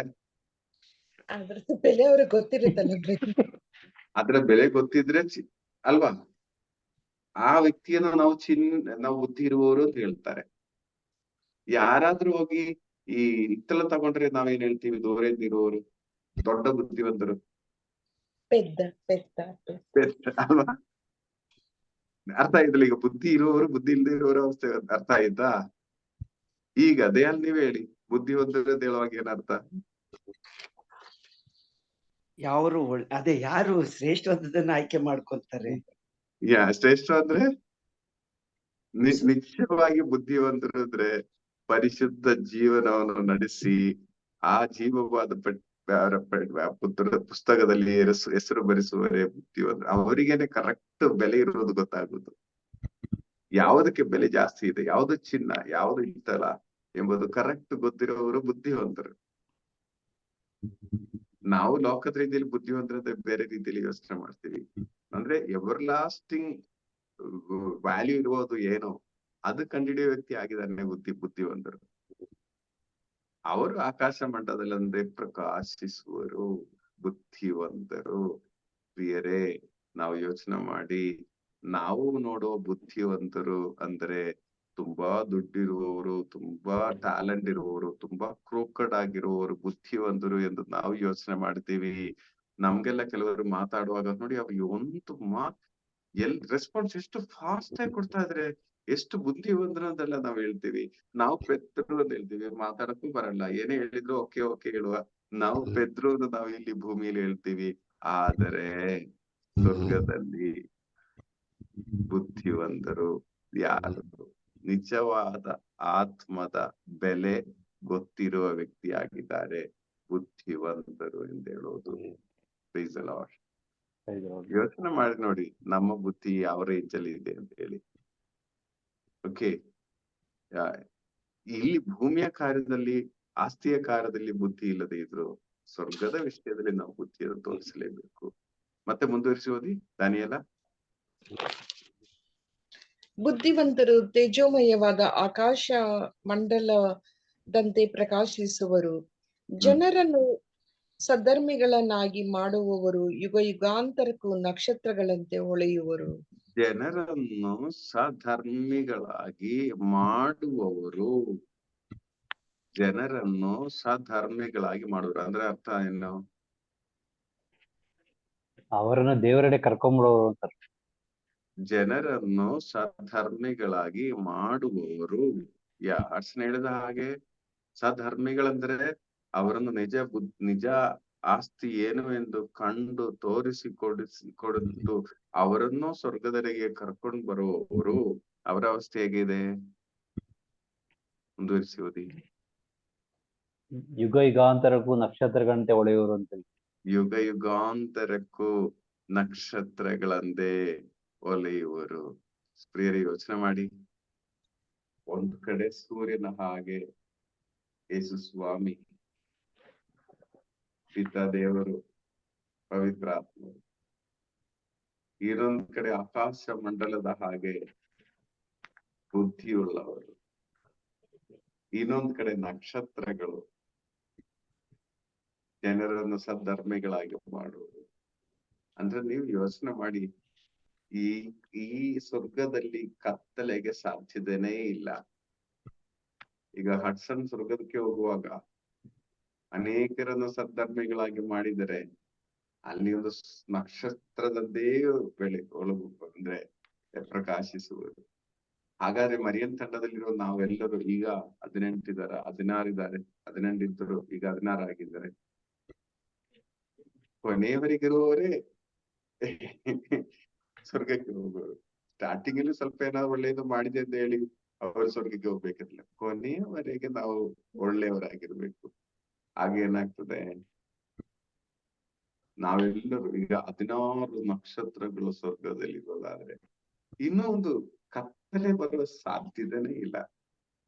ಈ ನಕ್ಷತ್ರಗಳಿಂದ, ಈ ಆಕಾಶ ಮಂಡಲದಿಂದ, ಈ ಸೂರ್ಯನಿಂದ ಪ್ರಕಾಶ ಅಂದ್ರೆ ಅಷ್ಟೊಂದು ಪ್ರಕಾಶದಿಂದ ತುಂಬಿ ತುಳುಕುವಂತ ಅವಸ್ಥೆ ಸ್ವರ್ಗವಾಗಿರುತ್ತದೆ. ಅಂದ್ರೆ ಅದರಲ್ಲಿ ನಾವು ಪ್ರಕಾಶಕ್ಕೆ ಕಾರಣರಾಗಬೇಕು. ಪ್ರಿಯ, ಸ್ವರ್ಗ ಅಂದ್ರೆ ಏನು ನನ್ ಮನಸ್ಸಿಗೆ ಬರೋದು, ಇದು ಯಾವುದು ಒಥೆಂಟಿಕ್ ಆಗಿ ನೀವು ಹೇಳುವ ಅಗತ್ಯ. ಸ್ವರ್ಗ ಅಂತ ಹೇಳೋದು, ಸ್ವರ್ಗ ನರಕ ಅಂತ ಹೇಳೋದು ಈ ದೇವರ ಪ್ರಸನ್ನತೆ ತುಂಬಿರುವ ಒಂದು ಕಡೆ. ನೀವು ಯೋಚನೆ ಮಾಡಿ, ಕತ್ತಲೆ ಇರುವ ಒಂದು ವ್ಯಕ್ತಿ ಅಲ್ಲಿಗೆ ಹೋದ್ರೆ ಏನಾಗ್ತದೆ? ಕತ್ತಲೆಗೆ, ಈಗ ಕತ್ತಲೆ ಇರುವ ಒಂದು ಕೊಠಡಿಯಲ್ಲಿ, ಕತ್ತಲೆ ಇರುವ ಒಂದು ಕೊಠಡಿಯಲ್ಲಿ ಬೆಳಕು, ಲೈಟ್ ಆನ್ ಮಾಡುವಾಗ ಈ ಕತ್ತಲೆ ಎಲ್ಲಿಗೆ ಹೋಗ್ತದೆ? ಮಾಯ ಆಗೋಯ್ತದೆ. ಮಾಯ ಆಗಲ್ಲ, ಕತ್ತಲೆಗೆ ಅಲ್ಲಿ ಇರಕ್ಕಾಗಲ್ಲ, ಕತ್ತಲೆ ಇಲ್ಲಿಂದ ಮಾರಿ ಹೋಗ್ಲೇಬೇಕಾಗುತ್ತೆ. ಅರ್ಥ ಆಯ್ತಲ್ಲ? ಕತ್ತಲೆ ಇಲ್ಲದೆ ಆಗಲ್ಲ, ಕತ್ತಲೆ ಇಲ್ಲಿಂದ ಇನ್ನೊಂದ್ ಕಡೆ ಹೋಗ್ಬೇಕಾಗುತ್ತೆ. ಬೆಳಕತ್ತಿಸುವಾಗ ಇವರು ಪ್ರಕಾಶದಿಂದ ತುಂಬಿರುತ್ತದೆ. ಹಾಗಾದ್ರೆ ಇದುವರೆಗೆ ಇಲ್ಲಿದ್ದ ಕತ್ತಲೆ ಏನಾಯ್ತು? ಕತ್ತಲೆಗೆ ಪ್ರಕಾಶದಲ್ಲಿ ನಿಲ್ಲಕ್ಕಾಗಲ್ಲ. ಕತ್ತಲೆಗೆ ಪ್ರಕಾಶದಲ್ಲಿ ನೋಡಿ, ಕತ್ತಲೆನೂ ಇದೆ, ಪ್ರಕಾಶ ಇದೆ ಅಂದ್ರೆ ಎರಡೂ ಸತ್ಯಗಳೇ. ಆದರೆ ಒಂದು ಪ್ರಾಬ್ಲಮ್ ಏನಂದ್ರೆ ಕತ್ತಲೆಗೆ ಪ್ರಕಾಶದಲ್ಲಿ ನಿಲ್ಲುವುದಕ್ಕೆ ಸಾಧ್ಯವಿಲ್ಲ. ಹಾಗಾದ್ರೆ ನೀವು ಯೋಚನೆ ಮಾಡಿ, ನಾನೇನೋ ಬ್ಯಾಲೆನ್ಸ್ ಮಾಡಿ ಜೀವಿಸ್ತಾ ಇದ್ದೀನಿ, ಸ್ವಲ್ಪ ಅರ್ಧ ಕತ್ತಲೆ ಇದೆ, ಸ್ವಲ್ಪ ಪ್ರಕಾಶನೂ ಇದೆ, ನಾನು ಸ್ವರ್ಗದೆಡೆಗೆ ಹೋಗ್ತಾ ಇದೆ ಅಂತ ಇಟ್ಕೊಳ್ಳೋಣ, ಏನಾಗ್ತದೆ? ಎರಡು ದೋಣಿಗಳ ಮಧ್ಯೆ ಕಾಲಿಟ್ಟಂಗೆ. ಈ ಪ್ರಕಾಶದಲ್ಲಿ ನನಗೆ ನಿಲ್ಲಕ್ಕಾಗಲ್ಲ, ಕಾರಣ ನನ್ನ ಶರೀರದಲ್ಲಿ ಕತ್ತಲೆ ಇದೆ. ನನಗೆ ಅಲ್ಲಿ ನಿಲ್ಲಕ್ಕಾಗಲ್ಲ. ನಾನು ಒಂಥರ ರೀಬೌಂಡ್ ಆಗಿ ಈಚೆ ಬರುವ ಸಾಧ್ಯತೆ ಇದೆ, ದೂರ ಆಗಿ ಹೋಗ್ತೀವಿ. ಈಗ ನೆಗೆಟಿವ್ ರಿಪಲ್ ಆಗುತ್ತೆ ಅಂತ ಹೇಳ್ತಾರಲ್ಲ, ಅದೇ ರೀತಿ ನನ್ನನ್ನು ದೂರಕ್ಕೆ ಬಿಸಾಡಲಾಗ್ತದೆ. ಓಕೆ, ನಮ್ ಟಾರ್ಗೆಟ್ ಎಲ್ಲ ಏನು? ಈ ಸ್ವರ್ಗದ ಬೆಳಕು. ನನ್ನನ್ನು ಒಂದು 1000 ಕಿಲೋಮೀಟರ್ ದೂರೆಗೆ ಬಿಸಾಡಿದ್ರೆ ಮತ್ತೇನೋ ನನ್ನ ಟಾರ್ಗೆಟ್ ಇದೆ ಇರುತ್ತೆ. ಅಯ್ಯೋ, ನನ್ಗೆ ಪ್ರಕಾಶಕ್ಕೆ ಸ್ವರ್ಗಕ್ಕೆ ಬರ್ಬೇಕು, ಸ್ವರ್ಗಕ್ಕೆ ನಾನು ಇನ್ನೂ ಕಷ್ಟಪಟ್ಟು ಸ್ವರ್ಗದೆಡೆಗೆ ಬರುವಾಗ, ಹತ್ತಿರಕ್ಕೆ ಬರುವಾಗ ಏನಾಗ್ತದೆ? ಇನ್ನೂ ನನ್ನನ್ನು ಆಚೆಗೆ ಬಿಸಾಡಲಾಗ್ತದೆ. ಒಂದು ರೀತಿ ನರಕ ಎಂಬುದು ನನ್ನ ಒಂದು ಅನಿಸಿಕೆಯಲ್ಲಿ ಈ ಬೆಳಕಿಗೆ ಬರಕ್ಕಾಗದೇ ಇರುವ ಪರಿಸ್ಥಿತಿ ಆಗಿದೆ. ನರಕ ಎಂಬುದು, ಸ್ವರ್ಗ ಎಂಬುದು ಈ ಬೆಳಕಿನಲ್ಲೇ ಜೀವಿಸುವಂತ ಅವಸ್ಥೆ ಆಗಿದೆ ದೇವರ ಪ್ರಸನ್ನತೆಯಲ್ಲಿ. ಪ್ರಿಯರೇ, ಕತ್ತಲೆ ಎಂದು ಹೇಳುವಾಗ ಈ ಲೋಕದಲ್ಲಿ ನಾವು ಹೇಗೆ ಜೀವಿಸ್ತಾ ಇದ್ದೀವಿ ಇಲ್ಲೇ ನಾವು ಡಿಸೈಡ್ ಮಾಡುವುದು. ನೋಡಿ, ಇನ್ನು ಮುಂದುವರಿಸಿ ಓದುವಾಗ ಪ್ರಕಟಣಾ ಗ್ರಂಥ 21 27ನೇ ವಾಕ್ಯ, 26ನೇ ರಾಷ್ಟ್ರಗಳ ಸಿರಿ ಸಂಪತ್ತನ್ನು ಮಾನವನ್ನು ಅಲ್ಲಿಗೆ ತರಲಾಗುವುದು. ನೋಡಿ, ರಾಷ್ಟ್ರಗಳ ಸಂಪತ್ತಂದು ಮಾನವನು ಅಲ್ಲಿಗೆ ತರಲಾಗುವುದು. ಯಾವ ಸಂಪತ್ತು ಅಂದ್ರೆ ಏನಾಗುತ್ತೆ ಆಗ? ಯಾವುದು ಸಂಪತ್ತು? ನನಗೆ 1 ಲಕ್ಷ ಬ್ಯಾಂಕ್ ಬ್ಯಾಲೆನ್ಸ್ ಇದೆ, ಈ ಬ್ಯಾಂಕ್ ಬ್ಯಾಲೆನ್ಸ್ ತಗೊಂಡು ಹೋಗ್ಬೋದು, ಸ್ವರ್ಗಕ್ಕೆ ಹೋಗ್ಬೋದು, ಅದು ಸಂಪತ್ತ? ಹಾಗಾದ್ರೆ ಸಂಪತ್ತು ಅಂದ್ರೆ ಏನು? ಆತ್ಮಗಳು ಸರ್, ಆತ್ಮಗಳು ಒಳ್ಳೆಯ ಸಂಪತ್ತು ಎಂದು ಹೇಳುವಾಗ ಇಲ್ಲಿ ಮಾಡುವ ಒಳಿತುಗಳು ಮಾತ್ರವೇ ಸಂಪತ್ತು ಎಂದು ಹೇಳುವುದು. ಅದೇ ಸಂಪತ್ತು. ಇಲ್ಲಿ ಮಾಡುವ ಒಳಿತುಗಳು ಮಾತ್ರವಾಗಿದೆ ಸಂಪತ್ತು. ನೀವ್ ಏನೇ ಪಡೀರಿ, ಎಷ್ಟೇ ಮನೆ ಕಟ್ರಿ, ಎಷ್ಟೇ ಚಿನ್ನ ತಗೊಳ್ರಿ, ಇದು ಏನೋ ನೀವು ಸ್ವರ್ಗಕ್ಕೆ ಕರ್ಕೊಂಡು ಹೋಗಕ್ಕಾಗಲ್ಲ, ತಗೊಂಡು ಹೋಗ್ಬೇಕಲ್ಲ. ಇಲ್ಲಿ ನೀವು ಮಾಡುವ ಒಳಿತು ಅದೊಂದು ಮಾತ್ರವೇ ಸ್ವರ್ಗಕ್ಕೆ ತಗೊಂಡು ಹೋಗ್ಬೋದು. ಹಾಗಾದ್ರೆ ರಾಜರು ಎಂದು ಹೇಳುವಾಗ ನಾವು ಒಬ್ಬೊಬ್ಬರೇ. ಅಂದು ರಾಜರುಗಳು ಯೇಸು ಹುಟ್ಟಿದಾಗ ತಗೊಂಡ್ ಬಂದ್ರಲ್ಲ ಸಂಪತ್ತುಗಳು, ಚಿನ್ನ, ವೈಢೂರ್ಯ, ಈ ರೀತಿ ನಾವು ಸ್ವರ್ಗಕ್ಕೆ ಹೋಗುವಾಗಲೂ ಸಂಪತ್ತು ಹೊತ್ಕೊಂಡು ಹೋಗುವರು. ಯಾವ ಸಂಪತ್ತು? ನಾವು ಮಾಡುವ ಒಳಿತು ಎಂಬ ಸಂಪತ್ತು. ಇದು ಬುದ್ಧಿ ಇರುವವರಿಗೆ ಮಾತ್ರ ಗೊತ್ತಾಗ್ತದೆ, ಲೋಕದ ಬುದ್ಧಿ ಅಲ್ಲ. ಜ್ಞಾನ ಎಂದು ಹೇಳುವ ಆ ರೀತಿಯಲ್ಲಿ ದೇವರು ಕೊಡುವ ಬುದ್ಧಿ ಇರುವವರಿಗೆ ಗೊತ್ತಾಗ್ತದೆ ಸಂಪತ್ತೇನು. ಈ ನಿಜ ಸಂಪತ್ತನ್ನು ತಿಳಿದರೆ ಇನ್ನು ಮುಂದೆ ನಮ್ಮ ಜೀವನ ವ್ಯತ್ಯಾಸ ಆಗ್ತದೆ. ಬೇರೆ ಅದರಿಂದ ಕೊನೆಯ ವಚನ 27 ಓದಿ. ಆದರೆ ಅಶುದ್ಧವಾದುದು ಯಾವುದು ಅದನ್ನು ಸೇರಲಾರದು. ಅಂತೆಯೇ ಹೇಯ ಕೃತ್ಯಗಳನ್ನೆಸುವವರು, ಅಸತ್ಯವನ್ನು ಆಡುವವನು ಅದನ್ನು ಸೇರಲಾರನು. ನೋಡಿ, ಈ ರೀತಿ ಸಂಪತ್ತು ಮಾಡಿದ್ರೆ ಅಲ್ಲಿಗೆ ಸೇರಲಾರದು. ಕತ್ತಲೆ ಇದೆ, ಕತ್ತಲೆ ತಗೊಂಡೋದ್ರೆ ನಾವು ರೀಬೌಂಡ್ ಆಗ್ತದೆ. ಓಕೆ, ಮುಂದುವರಿಸಿ. ಯಜ್ಞದ ಕುರಿಮರಿ ಜೀವಬಾಧೆಯ ಪಟ್ಟಿಯಲ್ಲಿ ಯಾರ ಹೆಸರುಗಳು ಲಿಖಿತವಾಗಿದೆಯೋ ಅಂತವರು ಮಾತ್ರ ಅದನ್ನು ಪ್ರವೇಶಿಸಬಲ್ಲರು. ಪ್ರಿಯರೇ, ಅದರಿಂದ ಬುದ್ಧಿ ಇರುವ ನಮ್ಮ ಟಾರ್ಗೆಟ್ ಏನಿರ್ಬೇಕು? ಇಲ್ಲಿ ಏನೋ ಸ್ವಲ್ಪ ಖುಷಿ, ಇಲ್ಲಿ ಏನೋ ಸ್ವಲ್ಪ ಸಮಾಧಾನ, ಇಲ್ಲಿ ಏನೋ ಸ್ವಲ್ಪ ಅಪ್ರಿಸಿಯೇಷನ್, ಇಲ್ಲಿ ಏನೋ ಸ್ವಲ್ಪ ಅದು ಇದು ಅಂತ ಹೇಳಿ. ಅದಲ್ಲ, ನಾನಿಲ್ಲಿ ಮಾಡುವ ಆಸ್ತಿ ಅಲ್ಲ, ಸ್ವರ್ಗಕ್ಕೆ ತಗೊಂಡೋಗುವ ಆಸ್ತಿ ಇರ್ಬೇಕು. ಆ ವ್ಯಕ್ತಿ ಬುದ್ಧಿವಂತನು, ಅವನ ಹೆಸರು ಜೀವಬಾಧದ ಪಟ್ಟಿಯಲ್ಲಿ ಇರ್ತದೆ, ಅವನ ಸ್ವರ್ಗದಲ್ಲಿ ನಕ್ಷತ್ರಗಳಂತೆ ಹೊಳೆಯುವರು. ಪ್ರೀಸಲ ಟೈಮ್ ಆಯ್ತು.